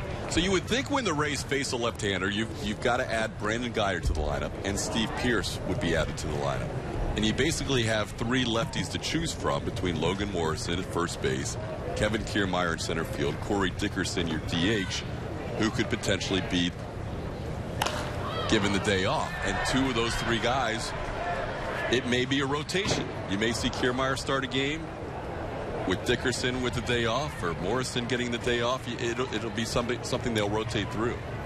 It's a nice problem to have because there's a couple guys you'd like to leave out there. You think about Dickerson's power potential and what he's able to do, especially when you hear Derek Shelton talk about him left field all the way over to right field. This ball hit well to right center field, but Pilar makes the play right in front of the wall. A Gold Glove candidate robs the guy who won the Gold Glove. Down we go to Emily. Thanks, Todd. Can't go through a spring training game without wanting to talk to Steven Souza Jr. Happy to see you back. What was your offseason like, Steven? It was great. It took a lot to get my hands healthy again, but it's nice to be back finally and have that strength back and feel fully healthy, ready to go. And you told me the other day, Chris Archer has you on a new diet, eating healthier. You can tell with the physique, right? Yeah, so I'm a little leaner this year, definitely. Yeah, he made a very good point to me last year in saying that, if you're a Lamborghini, you're not going to fill your tank with unleaded. So that kind of hit my heart. And so my wife and I have really started to cut down on the Wendy's and whatnot. And so we started to eat a lot better, and it's really paying off. Can't lie, that crispy chicken sandwich with only American cheese is still pretty good. But let's get back to baseball. Some aggressive moves by the Rays this season. Your thoughts on the lineup before we head to break? It's just 1 through 9. It's more consistent. It's powerful. I think everybody can kind of hit a homer and drive in some runs. And so I'm really excited for the year and to see what these guys do. All right. Looking forward to seeing what you can bring to the team this year. Steven Souza Jr., thanks for your time. A week away from opening day. We'll be right back here in Fox Sports Florida.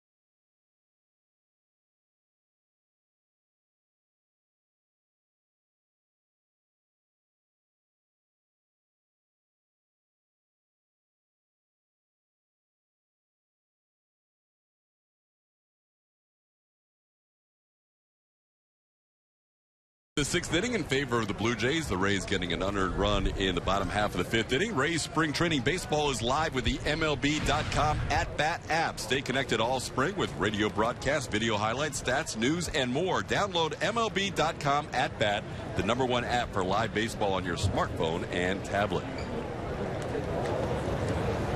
So Danny Farquhar gets another inning of work as he will face Daryl Siciliani.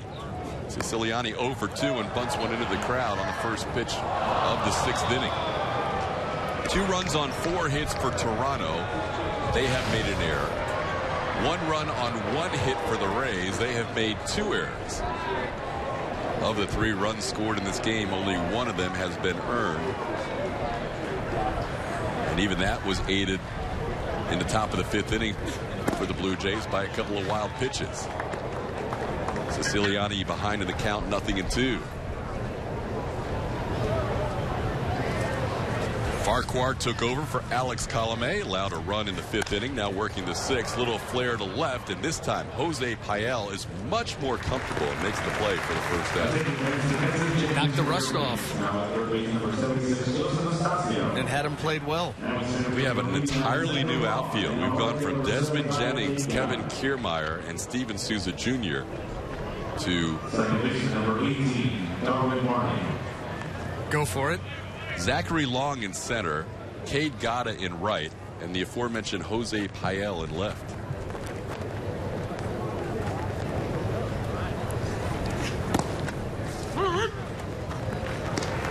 Jose Paez, that is. Joseph Estacio is the new 3rd baseman. Paez will get another opportunity. That's 3 in a row for the putouts. Smoother every time. Quick learner. Yes. First baseman number 35. 2 outs, nobody on.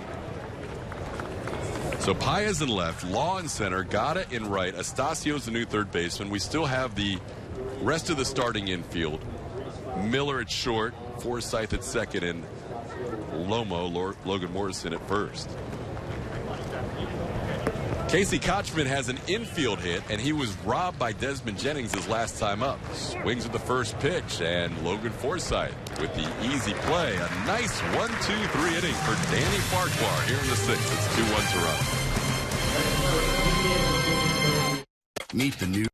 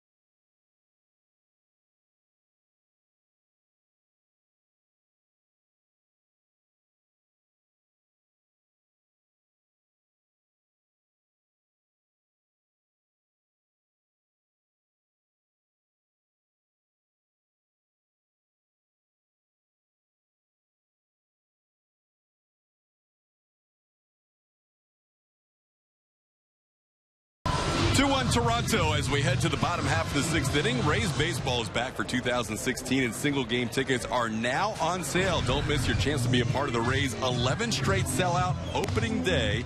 Visit RaysBaseball.com or call 888-FAN-RAYS.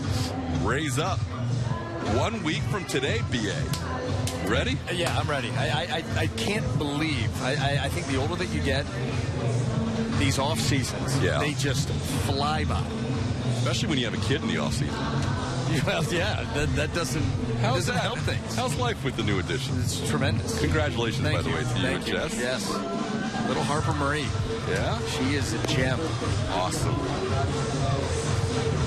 So we head to the bottom half of the 6th inning. And let's check in with our own Emily Austin once again.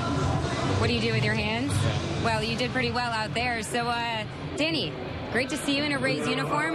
What was your reaction to the trade and first impressions of this Rays club? I was so excited. My parents actually live about 2 hours away from Tampa in Gainesville, and I knew they would freak out. And it's nice to be back in Florida, where I grew up. Grew up down in Pembroke Pines, so it's nice to be back in Florida in the humidity. I love it. Well, that makes one of us. So you've been quite the journeyman here in the big leagues, but what do you think you can bring to this Rays bullpen? Well, I think a little versatility in the bullpen. I can throw multiple innings, I can set up, I can close. I've done everything in the past. I even have one minor league start under my belt, so you never know. You never know. Keep them on their feet out there. How excited are you for April 3rd, opening day? Get up there in the Trop. I mean, 72 all the time in the Trop, so you got to love that over this. Yes, I love going to the Trop. You know, I know it gets a bad rap, but it's one of my favorite parks to play. I think I just like being indoors. You know, stay away from the elements. Does Mom have a season ticket pass yet? I mean, I know somebody that probably could get her some tickets. Okay, good. So I think she'll be all right. Danny, great to have you here with us. Looking forward to see what you can bring to the team this year. And Todd, we'll send it back up to you guys. All right, Emily.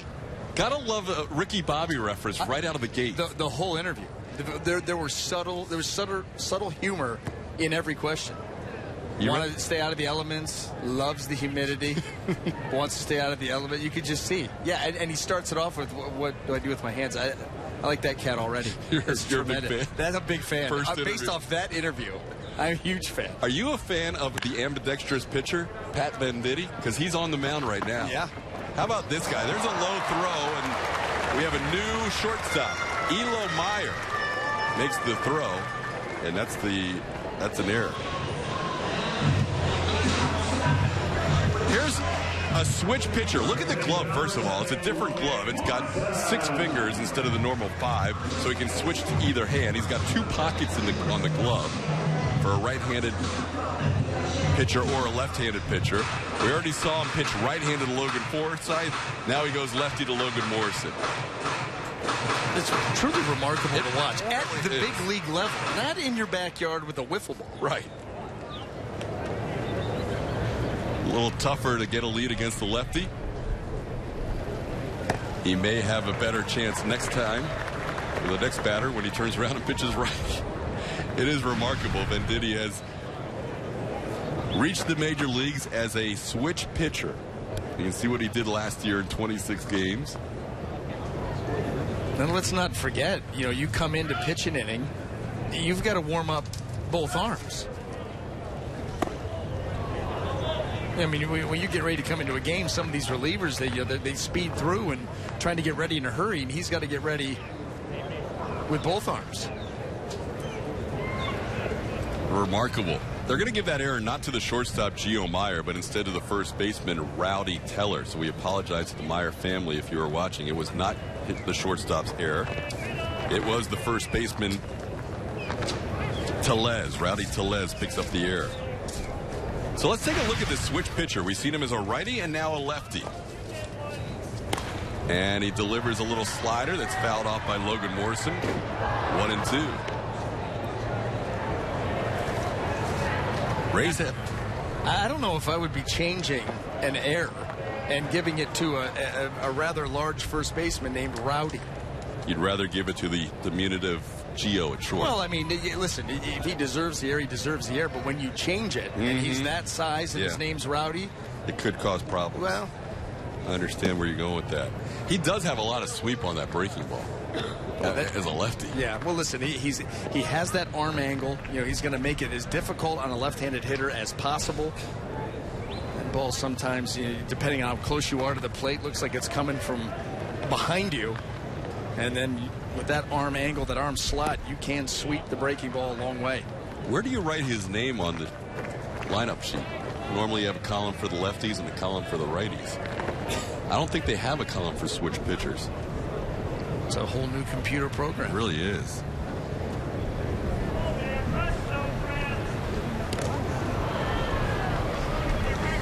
Freeze! Everybody clap your hands. Venditti last year pitched with the Oakland A's, appeared in 26 games. You saw his numbers.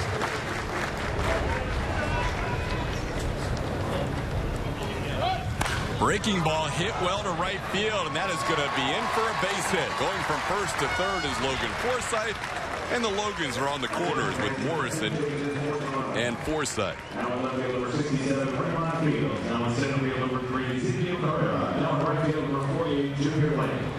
Junior Lake, the new right fielder for Toronto. They made a number of changes that last inning. Right fielder, number 75, Cade Gata. So here's Cade Gata getting his first at bat. Gata batting in the 3 spot where Evan Longoria was.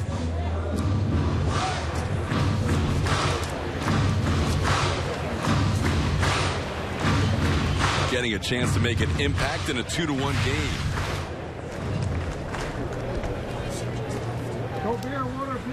Logan Morrison's day is over as he is lifted for a pinch runner. How does Logan Forsythe feel about that? He's still in there. He had to go first to third on a base hit. Hey, what about me? So as soon as you score, you can come out of the game. You got 90 more feet. Get around the bases. Logan had another 270. And by the way, he got on via a base hit. True. You needed Rowdy to screw it up. Things are getting rowdy. When the bench is empty in spring training, they tend to. Cade Gata is an outfielder from San Diego who appeared in Hudson Valley and Bowling Green last year. And with the infield back, the Rays could easily tie this game.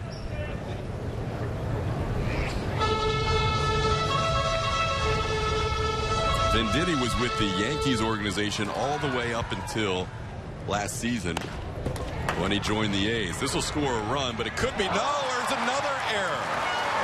Going to third base, the Rays will have first and third again. This has not been the Tom Amansky defensive skills game that we were hoping for today. There have been errors all over the place.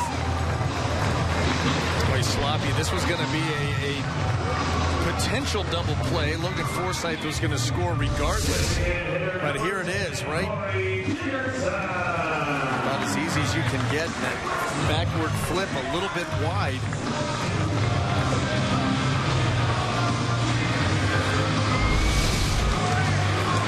Fielder's choice, error on the second baseman, Alexi Casilla, who's playing second. So Casilla makes the error to allow Casey Gillespie to get all the way over to third base. Gillespie took over for Logan Morrison on the bases. So Logan Forsythe scores, and we have a tie game. Give Gata an RBI. But no base hit.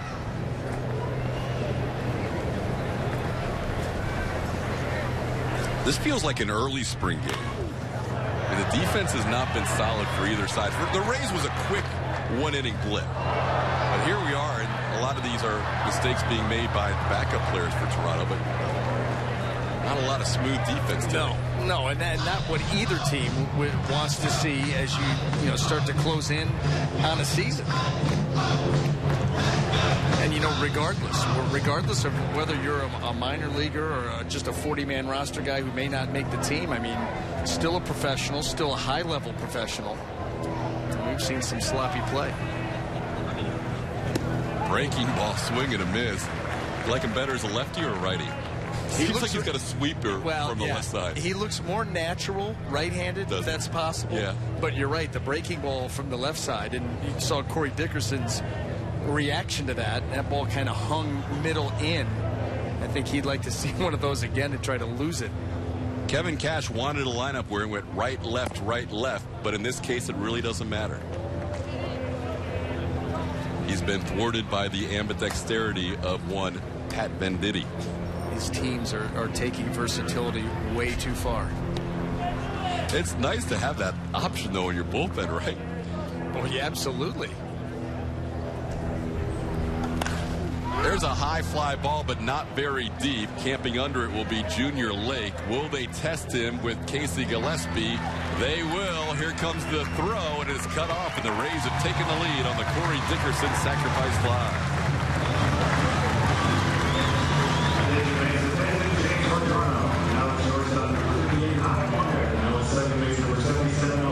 Dickerson drives in Gillespie, and the Rays are ahead 3-2, leading for the first time in this game.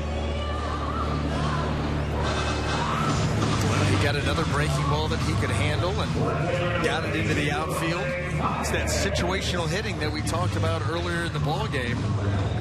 You've got runners down at third base, less than 2 outs. You've got to find ways to get them in. And that's what he did.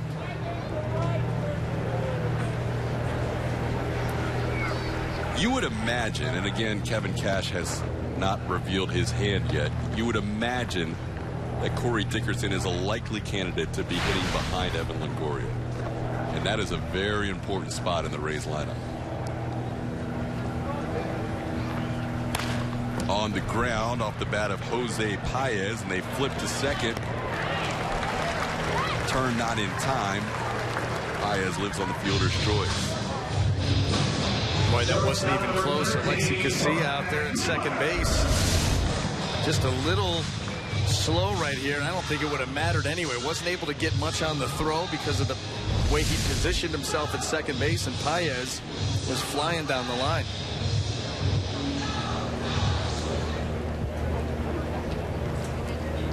So Venditti gets to work lefty again as Brad Miller's the hitter. A little bit up 1-0. Miller walked and scored the Rays' first run. The Rays have runs on 2 sac flies, one by Steven Souza Jr., one by Corey Dickerson, and a fielder's choice that did not result in an out off the bat of Cade Gata. 3 runs, 2 hits, 2 errors for the Rays. 2 runs, 4 hits, 3 errors for the Blue Jays. So we have a total of 5 runs in this game, 6 hits, and 5 errors. You don't usually like to see those numbers that close.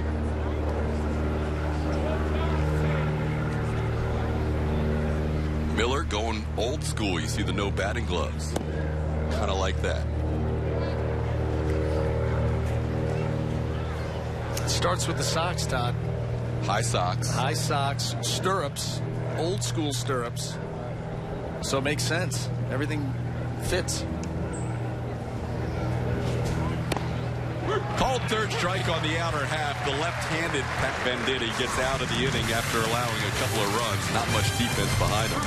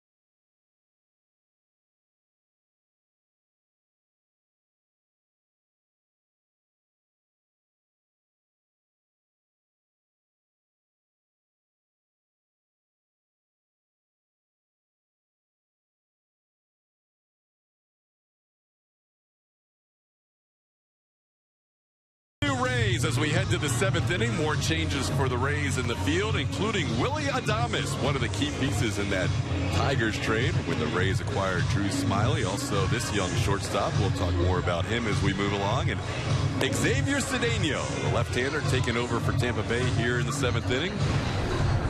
And really one of those acquisitions in late April that you didn't think much about, but turned out to be such a key move for the Rays last year. Well, he really did. Look at the ERA of 2.35 in the 66 games. And, you know, Jim Hickey did a nice job working with him, simplifying things, simplifying the arsenal.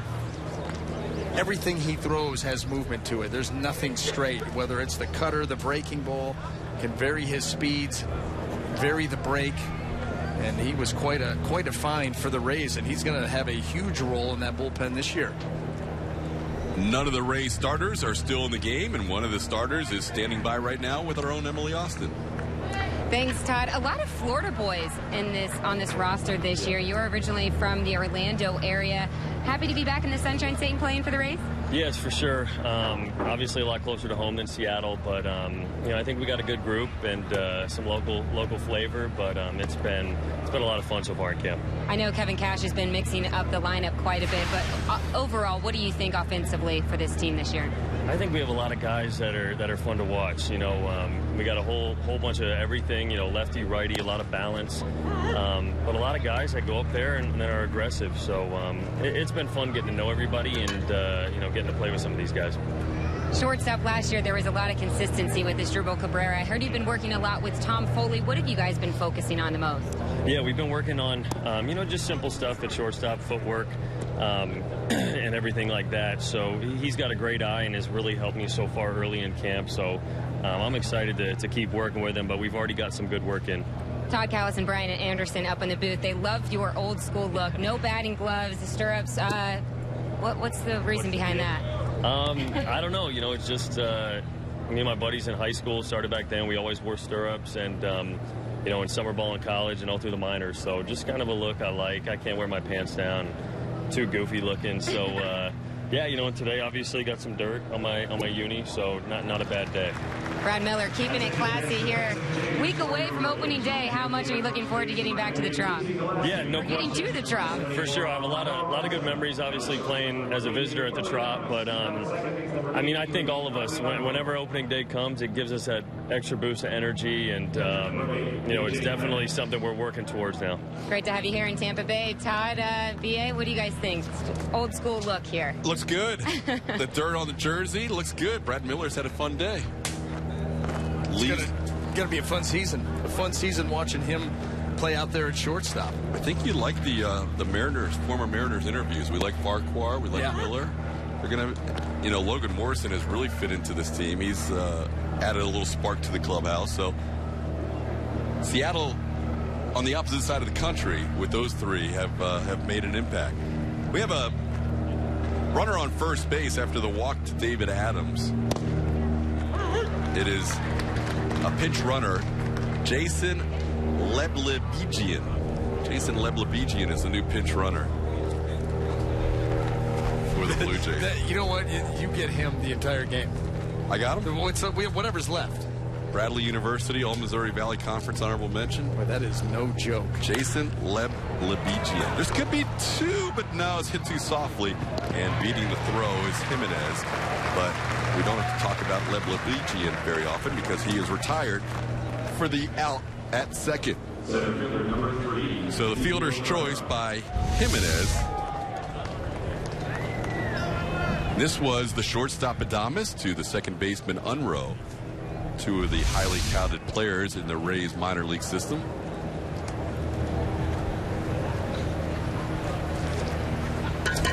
Riley Unruh was a second-round pick in the June draft 3 years ago. Ezekiel Carrera is the hitter.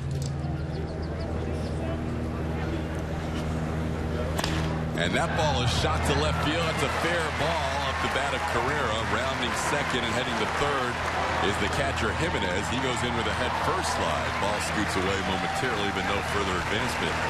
So a one-out double by Carrera. And the Blue Jays have a chance to regain the lead. Ezekiel Carrera, another one of those guys vying to be the fourth outfielder for the Blue Jays and does a nice job moving away from him. He stays on it, goes the other way, drops it in fair territory, and now the Blue Jays threaten. There'll be a single, advance to the second on the throw. Second and third. One out, and Gio Meyer will be the hitter. How's the scorebook looking? Yeah. My scorebook's a disaster during the regular season. Right, that's what I was thinking. Yeah. Spring training. I am limping along.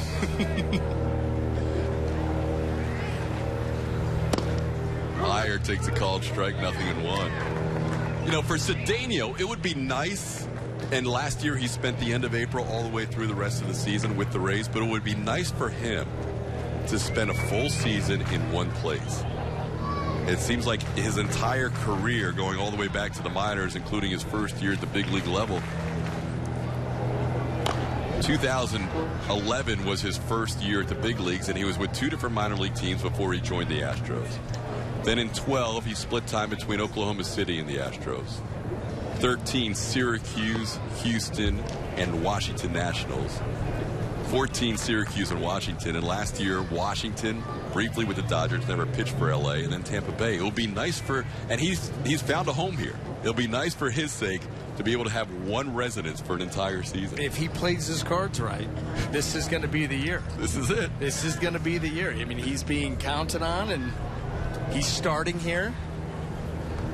I know this is very important to you, but it has been changed from a single to second on the throw to a double for Ezequiel Carrera. So credit Carrera with a double, not a single second on the throw. Are the problems over here on the counter taken care of? I'm close to being carried off by ants. They're very orderly. Florida spring training, they are. They stay in perfect line. There are no errors committed by that group today. 1-2 the count to Gio Meyer. And he fouls one back. I remember when Cedeno came back from injury last year and he threw a little live BP against some of the Rays hitters. We're like, you got to be kidding me with this guy. Yeah. Nothing. They don't see the ball well. Nothing is straight. Big breaking ball. I mean, he is nasty. Well, he creates deception. He's not overly tall, but he creates good angle. He cuts the ball, the breaking ball. And like I said, varies the speed and the break. Nothing straight. Meyer's actually doing a pretty nice job staying alive against him here with 2 on and 1 out. We're in the 7th inning of a 3-2 Rays lead. But that's the feeling that you get, that all he's doing is just hanging on for dear life. One more good pitch by Cedeno.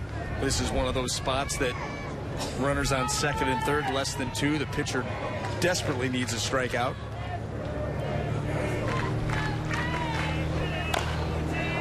Still alive.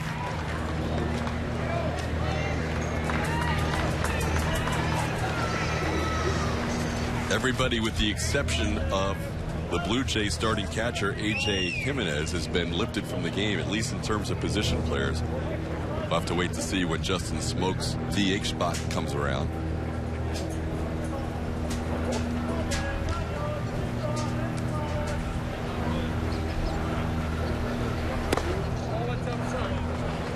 Just misses the outside corner, and the count's 2-2.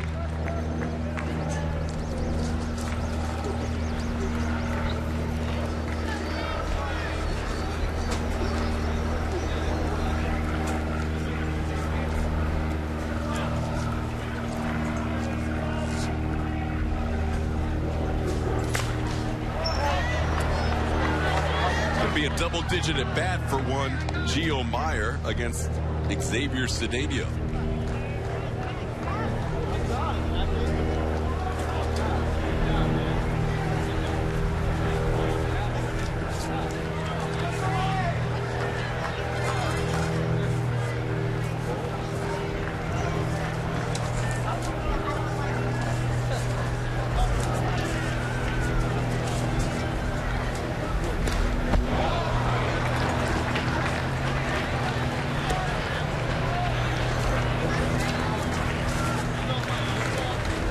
What a battle.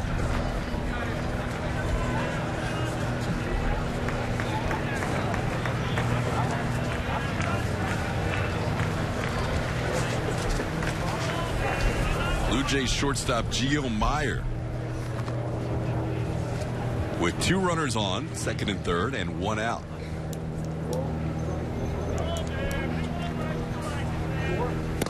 There's a swing and a miss. Xavier Cedeno wins that extended battle with Gio Meyer. Great at bat by the Toronto shortstop. 2 outs in the inning.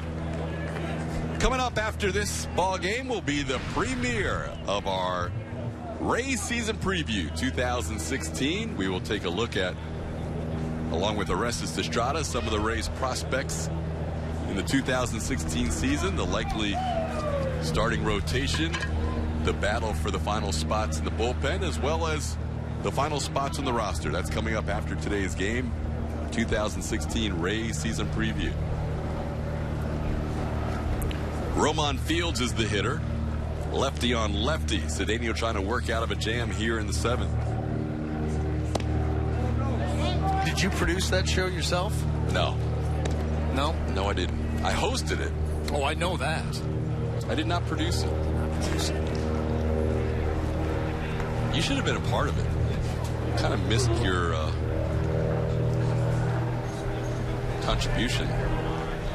You're the only one. Down low, it's 2-0.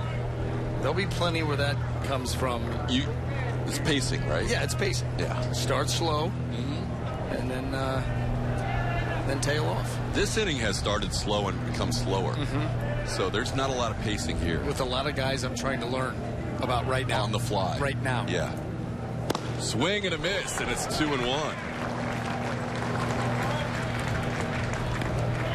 Well, if Xavier Cedeno already picked up a strikeout that he needed, working his way back into this count.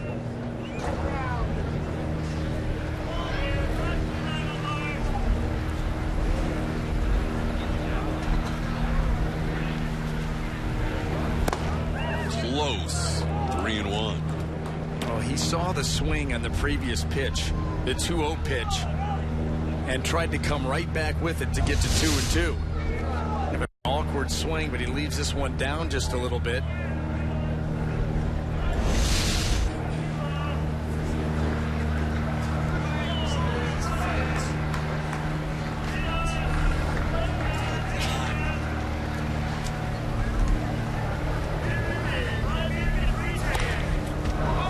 Counts 3-2. Daniel working up a pretty high pitch count here in the 7th inning. Andrew Bellotti will be the next Rays hurler. Might see Bellotti for a couple of innings if Cedeno gets through the 7th.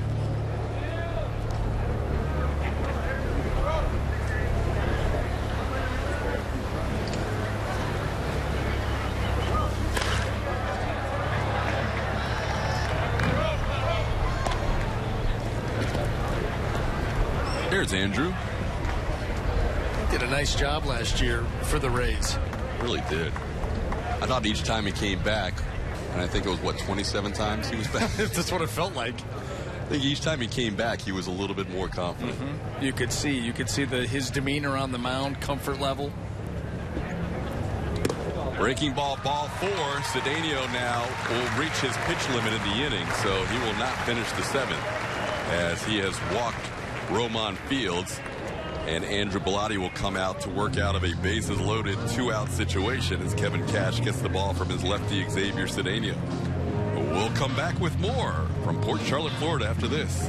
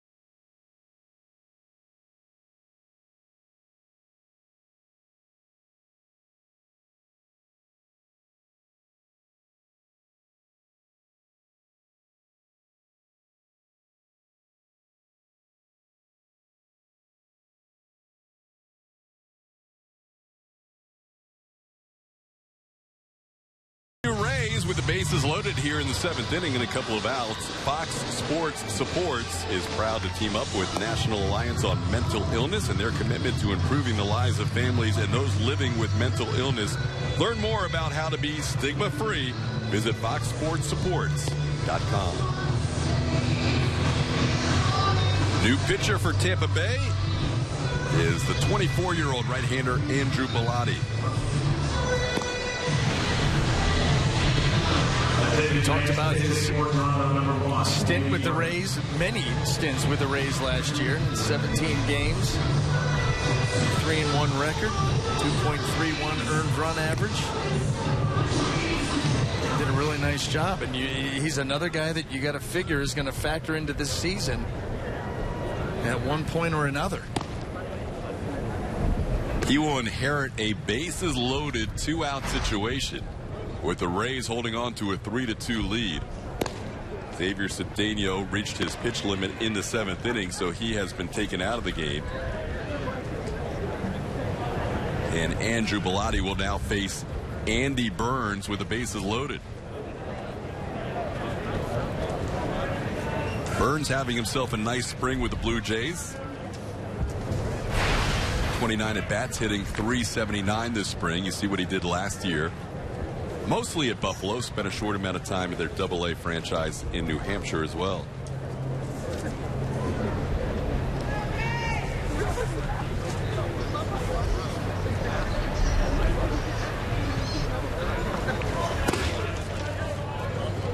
Pitch from Bellotti misses 1-0. Andrew will throw the fastball, slider, and change. A few more sliders to a righty and a few more changes to a lefty hitter. And that's pretty standard across the board. Guys have that mix. Right on right slider. Far more effective pitch. 2-0. And that's the key for Bellotti. He's got a tremendous arm. It's being able to command that fastball. And when he does that, those secondary pitches, they play very well.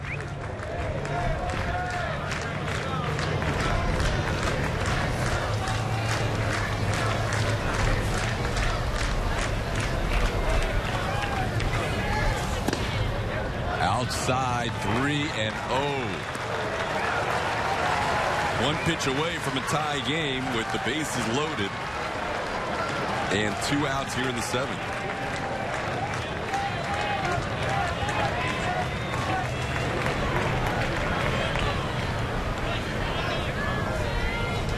Green light? No. You don't think so? Wouldn't be bad, though. He does get a greedy. And he hits one foul. How about that? A green light, 3-0, bases loaded. Spring training, see what a guy can do. Guy is hitting almost 400. How anxious was he? Well, again, 3-0 fastball, and he was way out in front. Couldn't even keep it fair. So he was ready to turn it loose. See if Bellotti can work out of it now.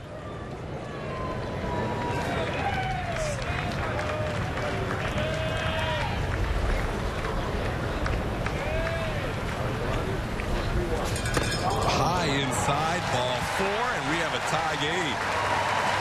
3 walks in the inning issued by Rays pitchers, 2 by Cedeno. And now Bellotti walks the first batter he faces.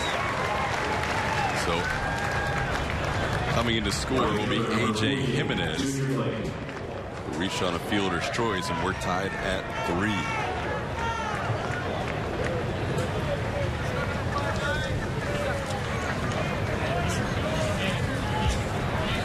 Junior Lake, the batter, taking over for Daryl Siciliani. We mentioned that Lake, Carrera, and Siciliani all in competition for that last outfield spot for the Blue Jays. Big spot here for Junior. Called strike, 0-1. Siciliani hitting .438 coming into the game.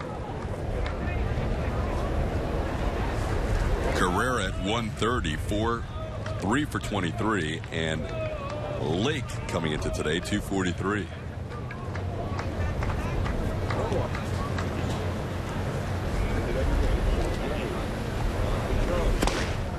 At the knees, 0-2.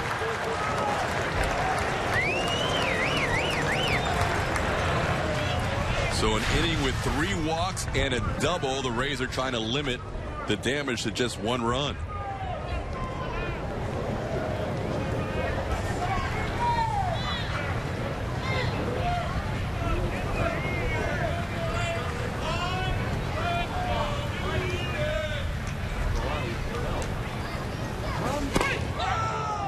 missed the outside corner.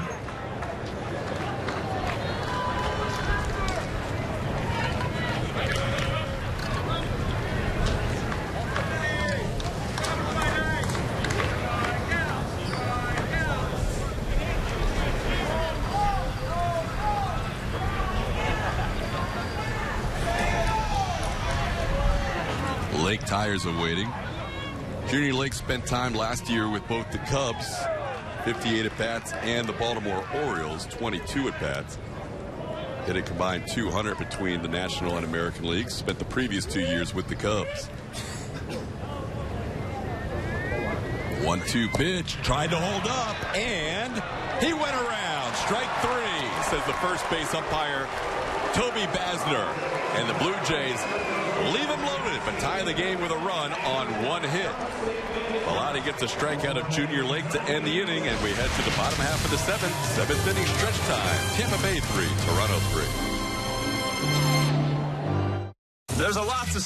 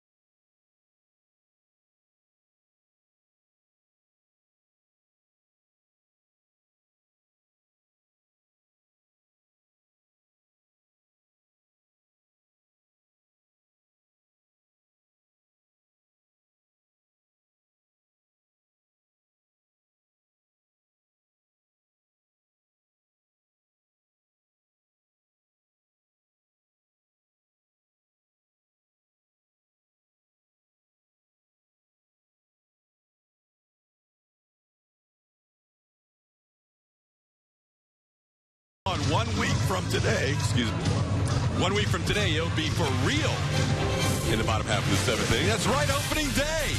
Rays and the Blue Jays. April 3rd. We'll start our coverage at 3 o'clock on Fox Sports Sun. 1 hour pregame show to be followed by the first pitch of the 2016 season, thrown from Chris Archer for the Tampa Bay Rays, facing these Toronto Blue Jays. Start of a 4-game series,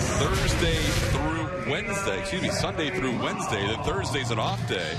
And then the Rays will head into Baltimore for a quick weekend series before returning back home.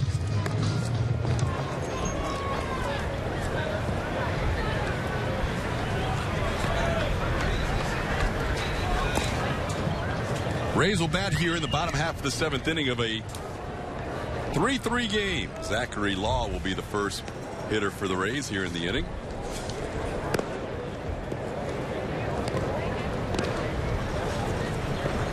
And they will face a new pitcher. Dusty Isaacs has taken over for the Toronto Blue Jays.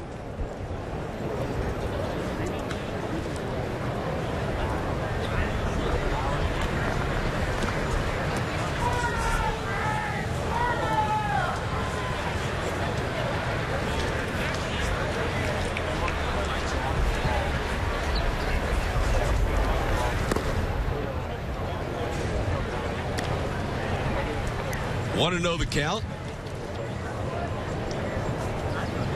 Law last year, MVP at Princeton.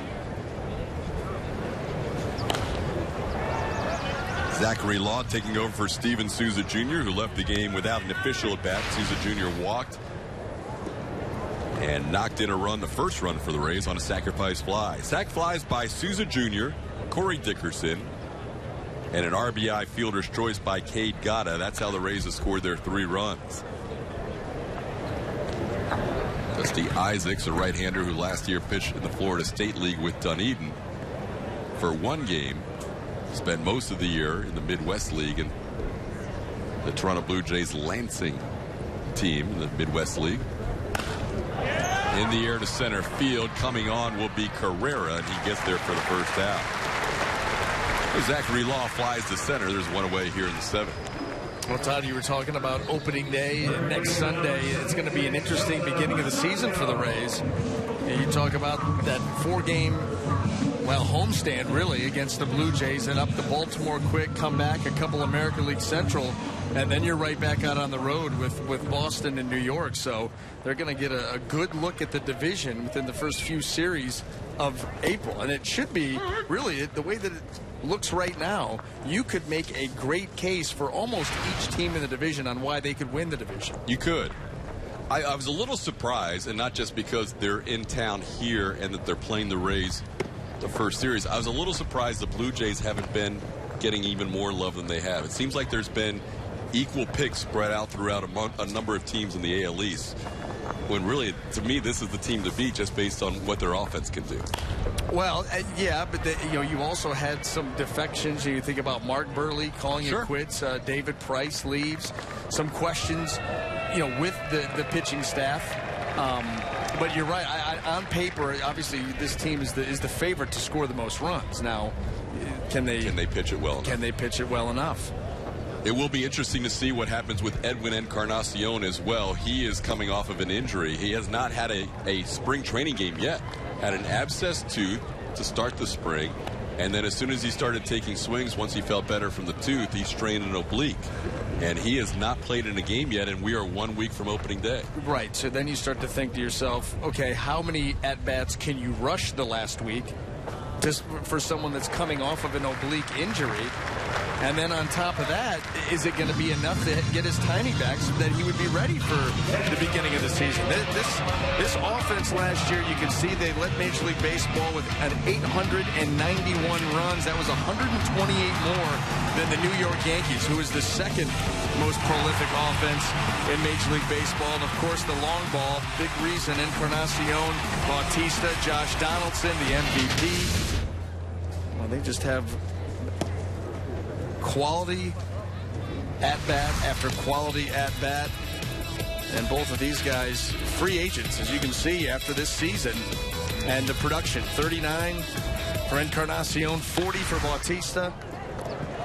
Nice play into the left made by Lev Lebejian as he throws out Armando Ariza for the final out in the bottom half of the 7th inning. 3-3 heading to the 8th.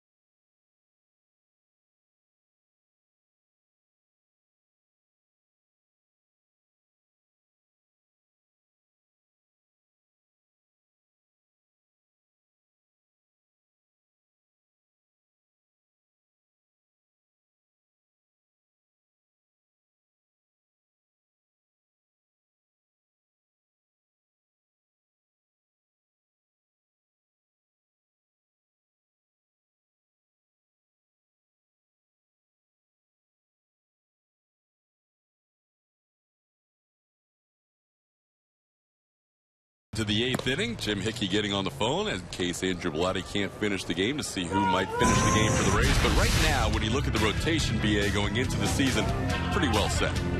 Well, listen, Chris Archer leading the way. I also love the fact that the way it's set up right now, you've got right, left, right, left, right. You talk about that during the course of a lineup. Doesn't help a lineup facing a staff that's this talented that you're continuing to flip back and forth between righties and lefties. Drew Smiley has been outstanding. Jake Odorizzi, Matt Moore finished the season strong last year. He's had a tremendous spring. And what can you say about Erasmo Ramirez, the way that he turned things around last year and very quietly put together a heck of a season? Alexi Casilla with a base hit into center field off Andrew Bellotti to lead off the 8th inning. When you look at that staff and that rotation, the only question really going into the spring is, with the off days, do you go with 4 starters and let Ramirez either work out of the bullpen or get some starts at the minor league level, or do you stay with 5 and just let them play it out? Well, when you start thinking out loud, okay, let's say Ramirez to the bullpen.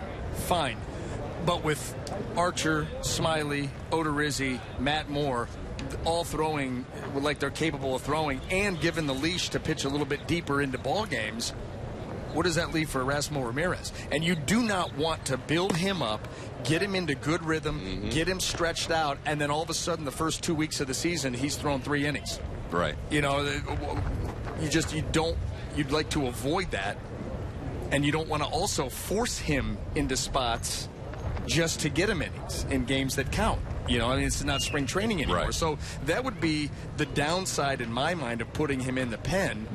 If you couldn't guarantee regular work, you just don't want him to come back in the middle of the month, make that first start, and he hasn't gone more than, you know, an inning or 2 for the last couple of weeks. The Rays are still considering as Casillas on the move, and the throw by Ariza is not quite in time. Tough pitch to handle for the Rays catcher Armando Ariza, and Casilla has a stolen base. Rowdy Tellez is the batter right now for Toronto with a runner on second and nobody out. They're still considering the fact that they may go with 11 or 12 pitchers. That's still a debate for the Rays staff as we go into the final week leading up to the season opener on Sunday. And 11 would be manageable if, in fact, you do go with 4 starters. Usually the Rays have been comfortable with 7 in the bullpen. Most of last season we saw the Rays play with a 12-man staff and 13 position players, 4-man bench. But there is the possibility that Kevin Cash, Jim Hickey go with a 5-man bench going into opening day. That's still to be determined over the next few days. And you've heard the rumor about maybe 3 catchers. Maybe That's 3. a possibility. The James Loney situation at first base, how does that play out? A lot of questions to be answered in the next week. Tellez fouls one back. 3-3 game. Toronto and the Rays playing in the 8th inning. It's definitely the deepest roster I can remember in a spring training in a long time, where guys who are major league ready are not going to make the squad. And that was the point that I was going to hit on, is that these aren't questions of how do we fill this spot, where are we going to find somebody. No, these are questions of we've got too many. We've got 3 guys for 2 spots. We've got 4 bullpen guys for maybe 2 spots. I mean, that are fully capable. How do we want to construct the team and have that depth and keep that depth around? 2-2 pitches fouled away. Well, you consider, and some help from the truck too, but you consider guys like a Richie Schaefer and a Mikey Matuk, young players who contributed last year to the Rays, who are part of their future, who really didn't have much of a chance to make this team from the start. And they contributed a lot last year. Yeah, they did. They did in a big way. They closed the season strong, had some good years, got your feet wet, built confidence in yourself that, yeah, I can sustain and play well at this level. And, you know, like you said, they're out of camp early. You know, some of the first rounds of cuts, and that just speaks to that depth. And you think about the people that they brought in, whether it was a free agent acquisition like Steve Pearce or a trade like Logan Morrison and Brad Miller, Corey Dickerson, just right down the list, some guys that are going to be counted on to play almost every day, and that's almost half your lineup. Nice play by Casey Gillespie on that sharply hit ground ball by Rowdy Tellez. So there's 1 out, and the runner stayed at second. It was hit on a line, so Casilla had to hold up. Jason Levlevigian is the batter. Swings and misses, 0-1. You're impressive. You're impressive, Todd. You have nailed this name, and it hasn't taken you but a few attempts. I won't even attempt it. At least I know to stay in my lane. I had a lot of help. Jerry Howarth, who is their longtime radio man, is outstanding citizen as well. sent me an email. Blue Jays radio guy sent me an email with Jason Leblevigian's profile, which includes his pronunciation. Oh, yes, it does. So but you've nailed it, though. See, you don't even need that anymore. It helps. It helps to have friends to send you bios on a guy who may get into the 7th inning of a spring training game in late March. Andrew Bellotti misses upstairs. Who doesn't love Todd? Who doesn't love Todd? Doesn't matter the country, the team, doesn't matter. Hey, there they are. Joe Siddle. And to his right, you can see part of Jerry Howarth.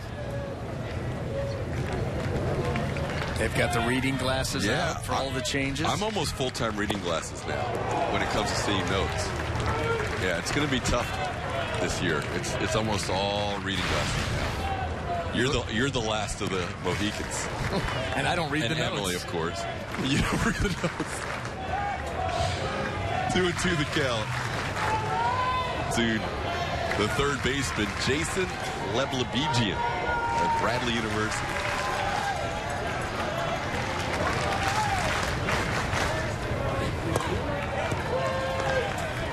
Three and two.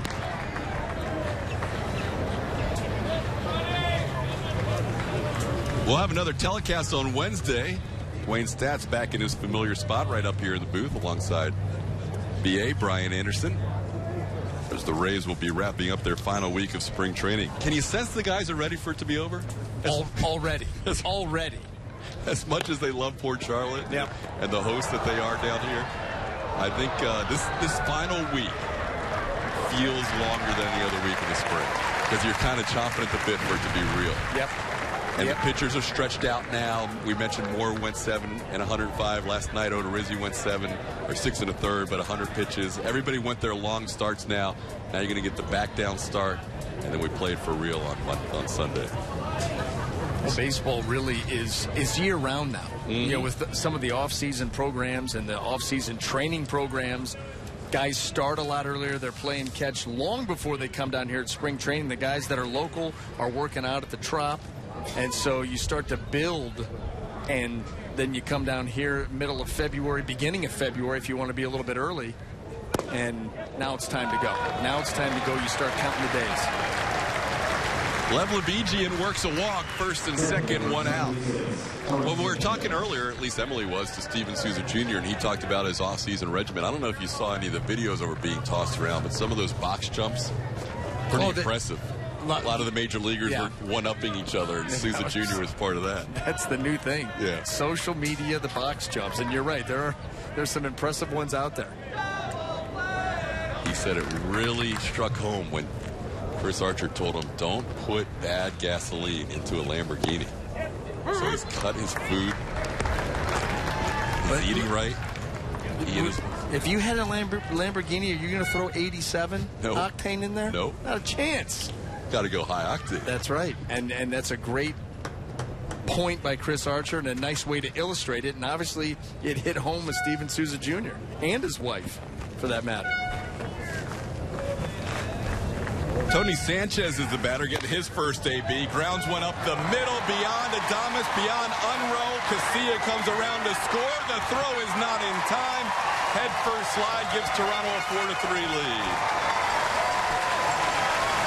When I thought that the Rays middle infielders, Unrow and Adames, were going to have an opportunity. This ball was chopped over the head of Bellotti, but it was able to sneak through into center field, and that gives the Blue Jays the lead. You see that ball chopped right into the ground and just perfectly placed.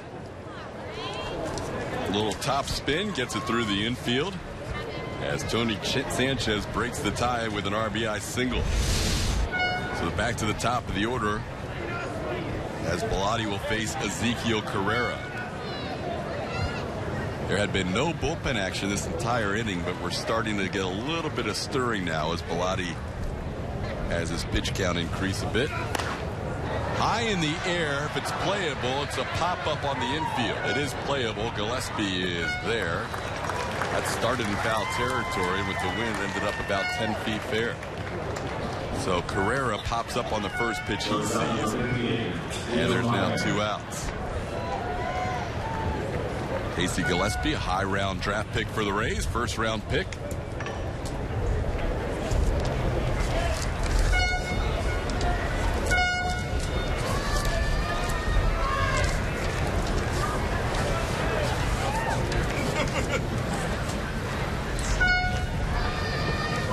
Gio Meyer, the batter. He had a long extended at bat against Xavier Cedeno before Cedeno struck him out.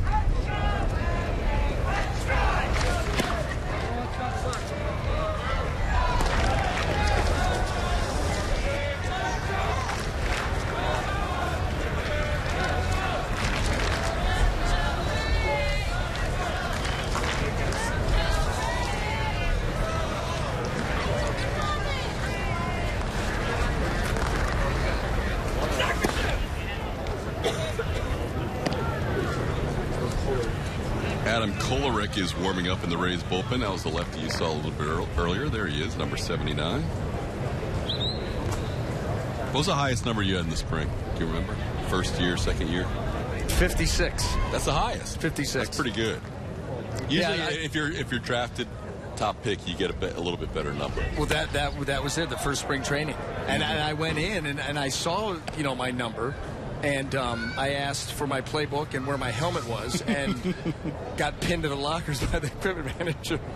Like, be lucky you have. You really did ask that? Yeah. I asked. I went back and he's like, "Well, what do you got?" I go, "Well, a couple things here. I'm wondering where my helmet is and when do I pick up my playbook."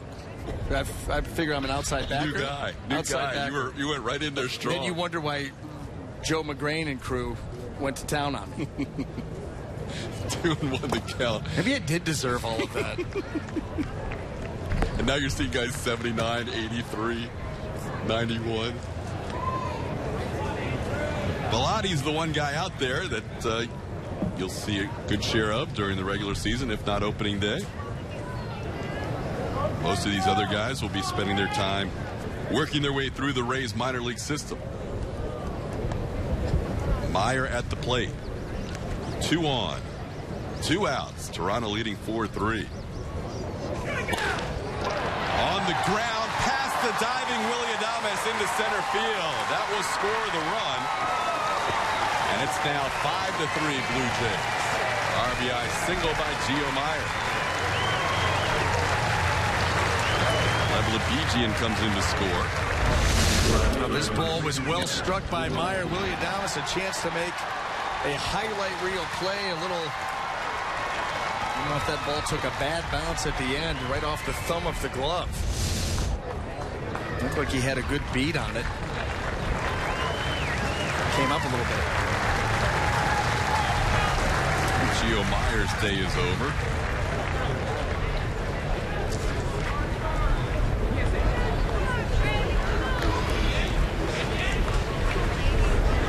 George Flores, who took over as the pinch runner. Jorge Flores at first.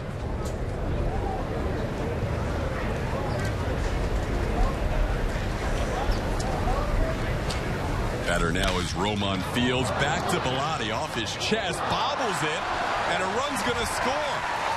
Bellotti had 2 chances at it and failed both times, and that cost the Rays a run.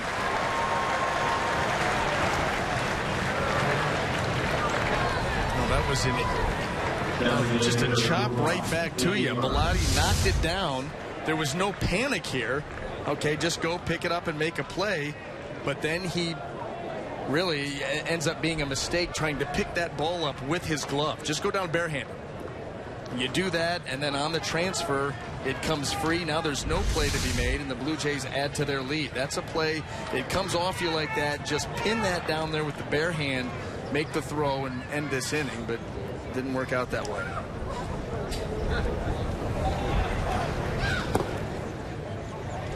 Three errors for the Rays, 3 errors for the Blue Jays. A lot of unearned runs in this one, as Toronto has tacked on another and lead it 6-3. 3-run 8th. The last run will be unearned. Here's Andy Burns. Burns walked with the bases loaded last time up to tie this game. Called strike, 1-1.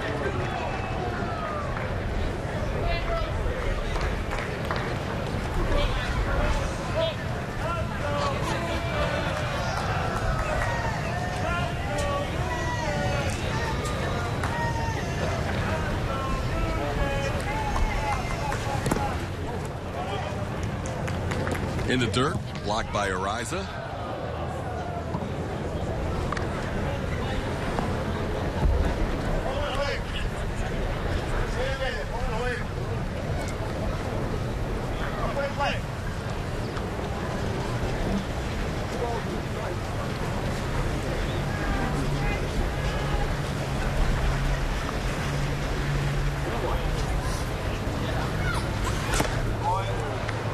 Fouled off the catcher, Armando Ariza. He's going to walk it off a little bit, and it counts 2-2. We mentioned Chris Archer will get the start for the Tampa Bay Rays Sunday afternoon at Tropicana Field in the season opener. John Gibbons has elected to go with our right-hander as well. Marcus Stroman will get the call for the Blue Jays. That should be an outstanding pitching matchup. Two guys that continue to get better in the early stages of their career. Yeah, young, electric stuff, excitable kids, very good pitchers, marquee matchup. Popped in the air. Second baseman Riley Unruh puts it away. Unruh makes the catch for the final out. 3-run score. Toronto leads at 6-3. Meet the new.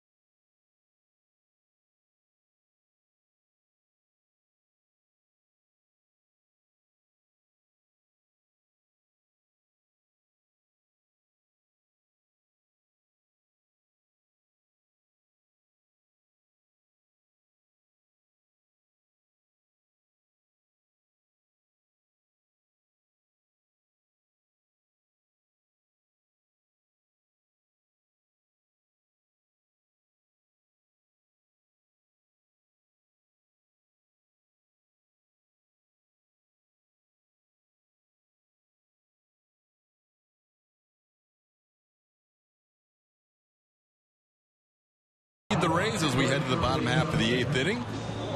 Don't forget the Rays are offering new weekday specials all season long. Every day will be a different special. Enjoy discounted hot dogs one day, kids tickets another. Many more weekday deals throughout the 2016 regular season. For more information, visit RaysBaseball.com or call 888-FAN-RAYS. Rays up. On Easter Sunday in Port Charlotte, Florida, 1 week prior to opening day 2016. At this time in 1 week, we'll be probably having both teams lining up on the field, getting ready for the national anthems, as the defending American League East champion Toronto Blue Jays will be in town in St. Petersburg for a 4-game series. Tim Mays is the new pitcher for the Blue Jays as we head to the bottom half of the 8th inning.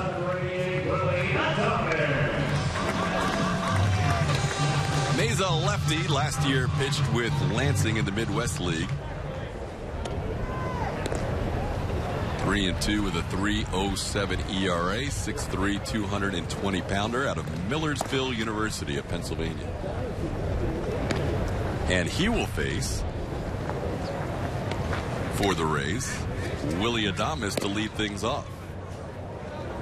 Adames, Casey Gillespie, some of the Rays that you probably heard about in either past trades or #1 draft pick in Casey Gillespie's case. But Adames is a guy who played here last year with the Charlotte Stone Crabs, and they won the Florida State League Championship with Adames as the shortstop.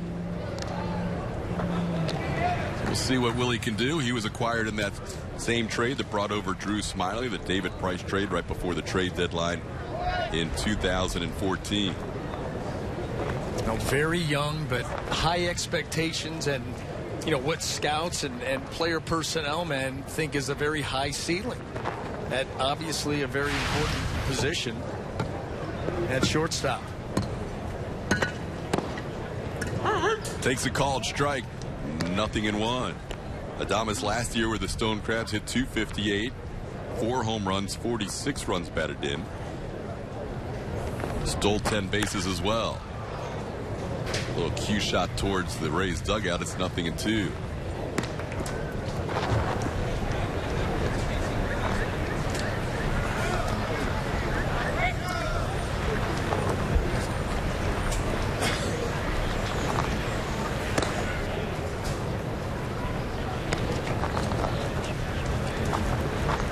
high 1-2. The full trade with the Tigers was Drew Smyly and Willie Adames to the Rays. Seattle also got involved. They sent Nick Franklin to the Rays. The Rays would, of course, send David Price to Detroit, and then the Tigers sent Austin Jackson to the Mariners. 3-team trade. And swing and a miss. Adames with a big cut, no contact, as he is a strikeout victim. First batter Tim Meza faces. He picks up a strikeout. Can't imagine that the old 3-team trade is very easy to pull off. As you see, just gets overpowered with a fastball there right about belt high. Nothing fancy about that. It can't be easy because you've got so many moving pieces. And I think it has to be that you get in talks with another team and it just quite isn't fitting. And then all of a sudden it's like, well, okay, if we can flip, we can get this guy, maybe we can give you another piece through them.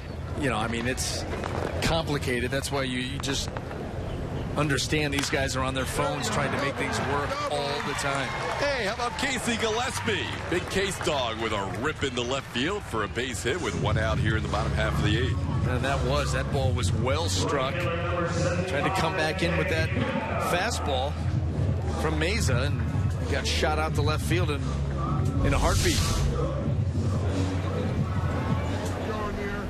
Boy, level swing, stayed on top of that baseball. A little stutter in the stride, but he kept his hands back. Timing was still good. Great result. Yeah, Casey Gillespie, first-round pick of the 2014 June draft. His brother, Connor Gillespie, big league player. And he was a big-time hitter at Wichita State. The Rays were happy to get him 20th overall. Last year, he had 16 home runs for Bowling Green and 234 at-bats and hit 278. He has some big-time power, does Casey Gillespie. Switch hitter. Just saw him right-handed take one on the line into left field.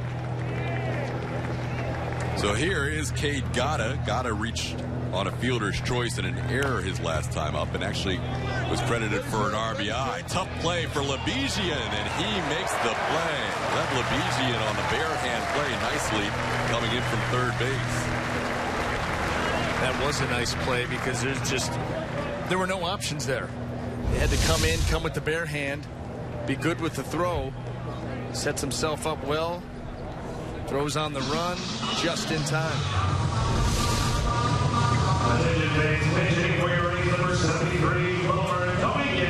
Wilmer Dominguez is going to get an at-bat as he pinch hits as the DH for Corey Dickerson.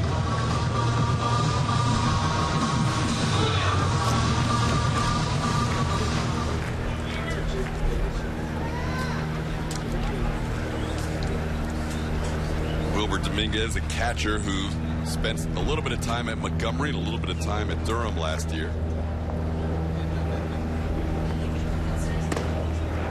Takes a pitch outside. He has always been in the Rays organization since he signed out of Venezuela in December of 2008. 3 years in the Venezuela League with the Rays, and then the Gulf Coast League, Princeton, Hudson Valley, and last year a little bit of time at Double and Triple A. Swinging a foul back, it's 1-1.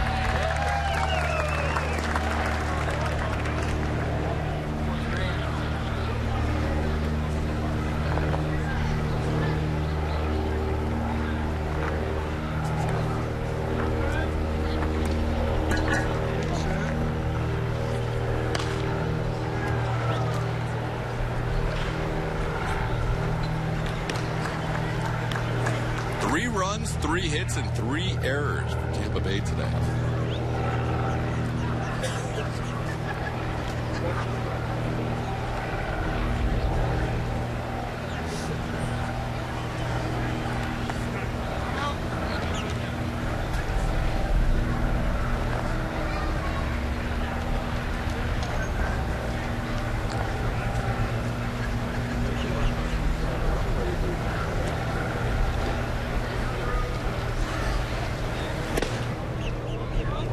Two and two the count. Ray starters have been out for a while. Most guys got 2 at-bats. A few guys got 3. hit for Evan Longoria in the 4th.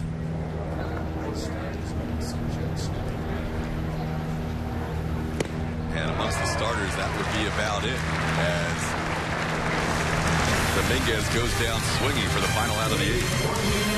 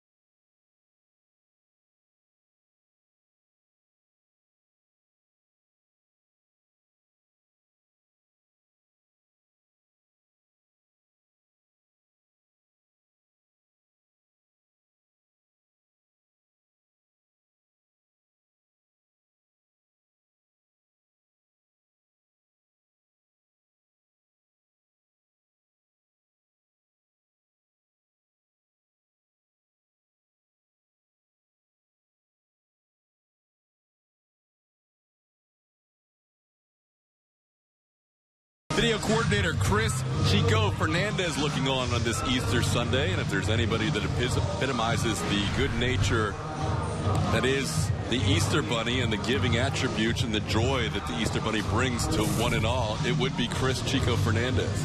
And there he is, pregame, in costume. Who's sharing the wisdom? Is it the Easter Bunny to Chris Archer or Chris Archer to the Easter Bunny? It looked like Archer only had a few moments for him and then he was done. But yeah, spreading goodwill throughout the Rays organization as always. As soon as he heard the voice and realized who it was, okay, I'm done. I got to get back to work. I have more important things to do. I got enough of you for the next 7 months, hopefully. Adam Galaric is the new pitcher for the Rays. Hey, Chico's having a good time out down there. There aren't many guys left in the dugout at this point. No. It's basically the coaching staff and maybe one or two other guys. I mean, look at it. It's that time when you're just kind of counting down the minutes until you get to, especially with an off day tomorrow, BA. Oh, yeah. With an off day tomorrow, because you get so few off days in the spring. Yep. Off day tomorrow. There's a split squad Tuesday, so everybody's playing Tuesday. So everybody is going to be excited to head over to that Sunshine Skyway and get back home today. As Junior Lake sends the first pitch from Galaric into the right field corner.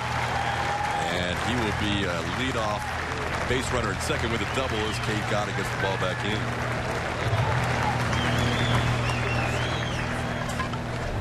Second baseman number 77, Alexi Castillo.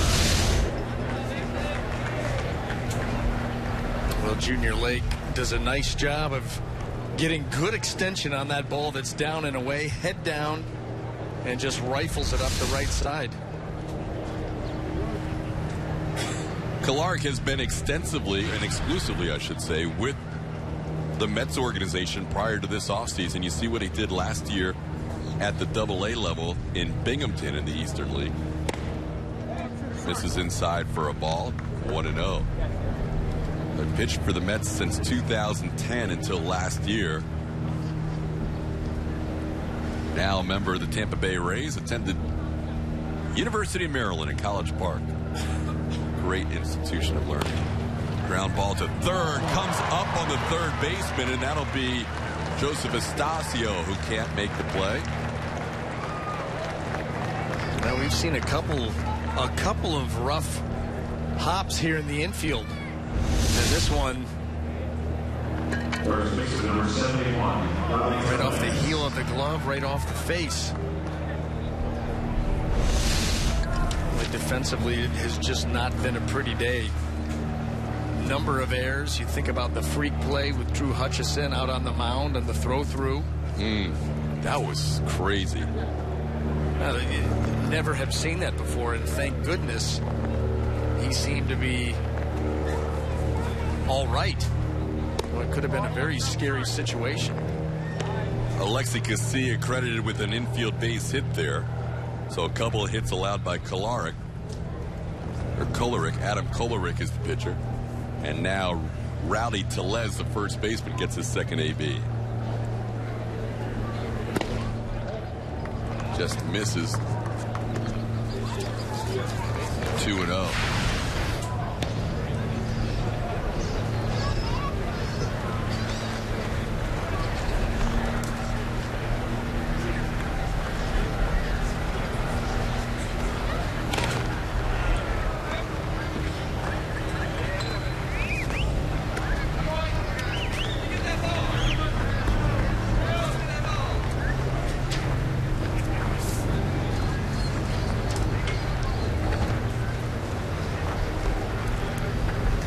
Tellez took over for Casey Kochman. Kochman hit the ball hard today a couple of times. He had a 3-hit game on Friday night against the Phillies in Clearwater. Jeremy Hellickson was the starting pitcher in that game. Hellickson's going to be the opening day starter for the Philadelphia Phillies. How about that?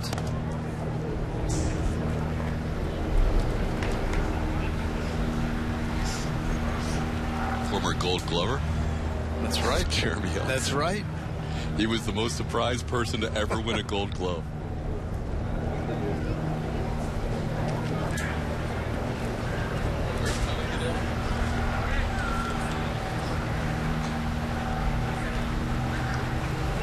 Two-two pitch.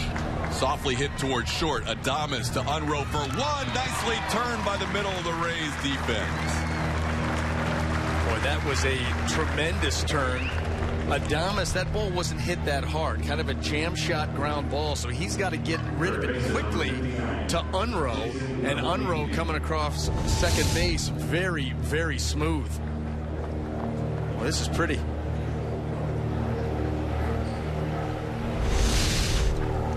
You know, that's the play we talked about earlier where you hope middle infielders don't have to stay in there as long as it takes because of the review possibilities. This is a regular season game, and this is a one-run game or a tie game. That's being reviewed right now. We've just gone to review to see if he was in contact with that base when he secured the catch in the glove. That's what you're going to see, and that's the example. And let's see what review would say.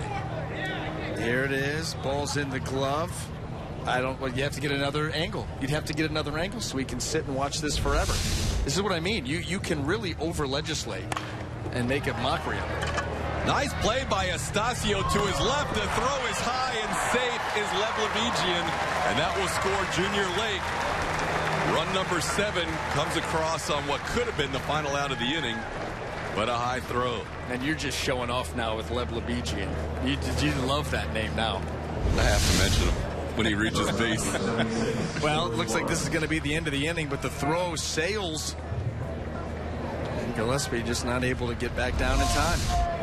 That'll be error number 4 on the Rays, and yet another unearned run. So we had an unearned run back in the 3rd, an unearned run last inning, and an unearned run this inning. 3 of the 7. This one is well struck by Tony Sanchez, and it fooled Cade Gata.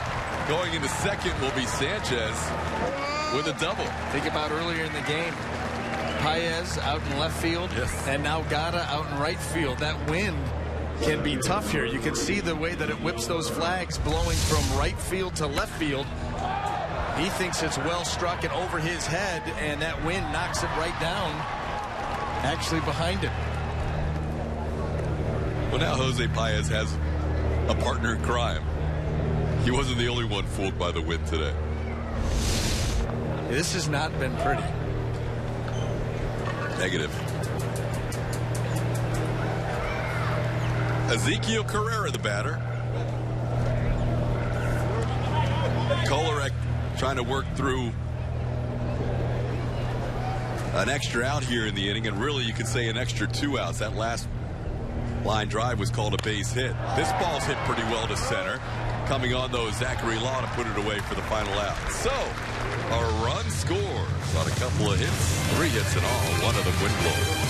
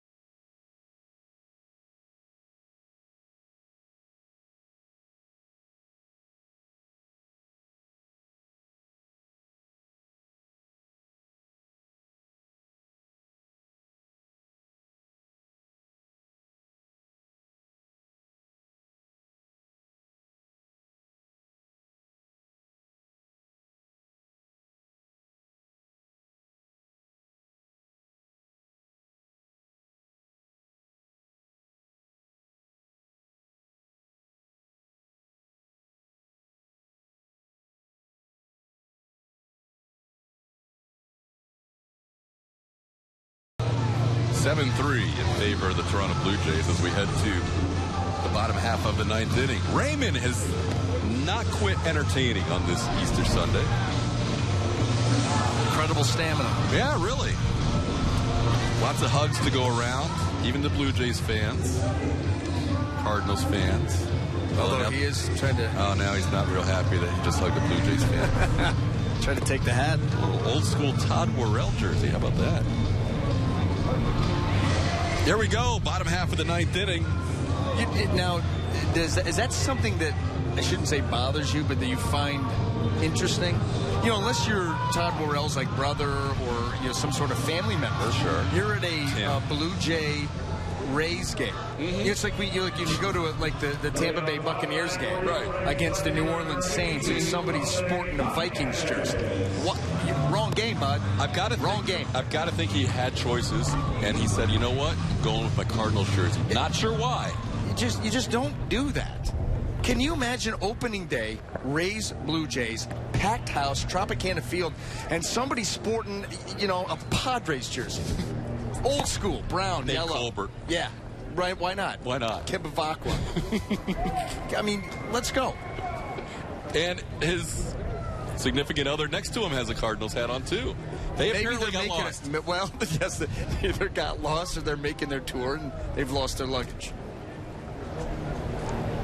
One or the other. On we go to the bottom of the 9th. You see what this game has reduced us to? It has. Jose Paez is the batter.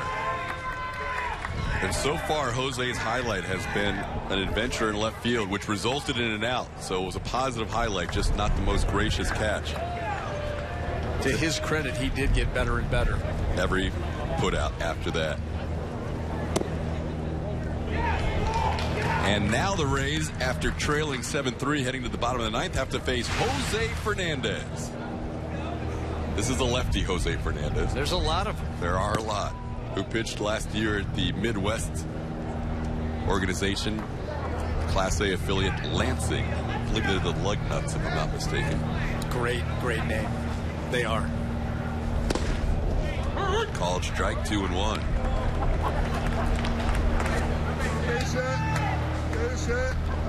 This will be an interesting post-game media session with Kevin Cash. Not a lot to love today. Into right center field, converging is Lake and Carrera. It's going to be Carrera. The wind's taking everything to center and left.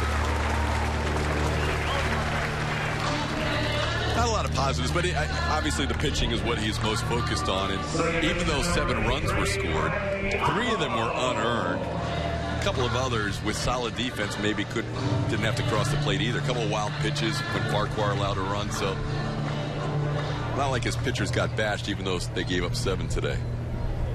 No, and I think that, you know, really, Kevin Cash at this point, he's going to say the 2 highlights of the day were Matt Moore backfield. Yep. And we're one day closer to opening day. True. And you move on. Turn the calendar page. Yep. That's what you do. Matt Moore pitched against, it was basically an intra-squad game. There was no other affiliate down here from another organization, so he faced a lot of righties. I saw Beckham and Mata go back-to-back on doubles.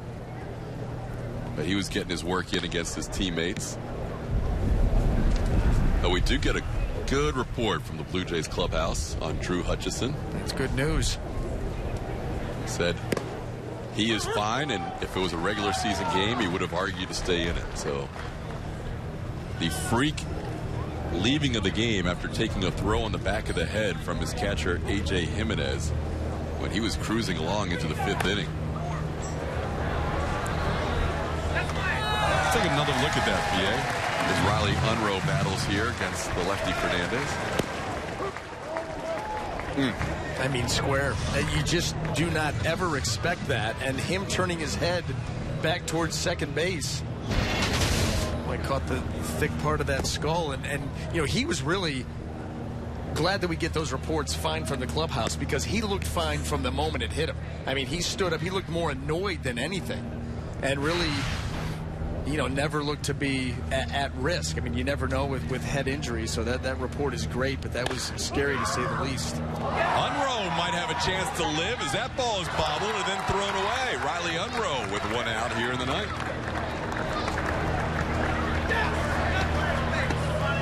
Unruh was a second-round draft pick in the 2013 draft, and last year spent the season at Bowling Green. So he has a chance to spend some time here, you would think, with the Charlotte Stone Crabs this year, as he reaches on what is ruled a base hit. Good for Riley. I think we're just tired of handing out errors.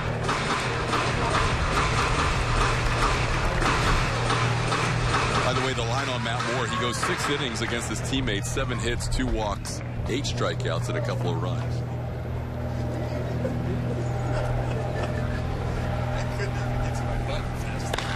In the air to right field off the bat of Zachary Law. That will be played by Junior Lake for the second out.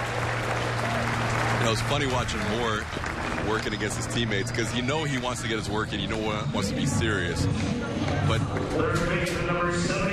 it's hard for them not to smile and laugh at each other when, you know, Beckham's getting a double and then pointing to the sky against them. Stuff like that. I mean, they were, as he likes to say, they were churching it up a little bit against each other.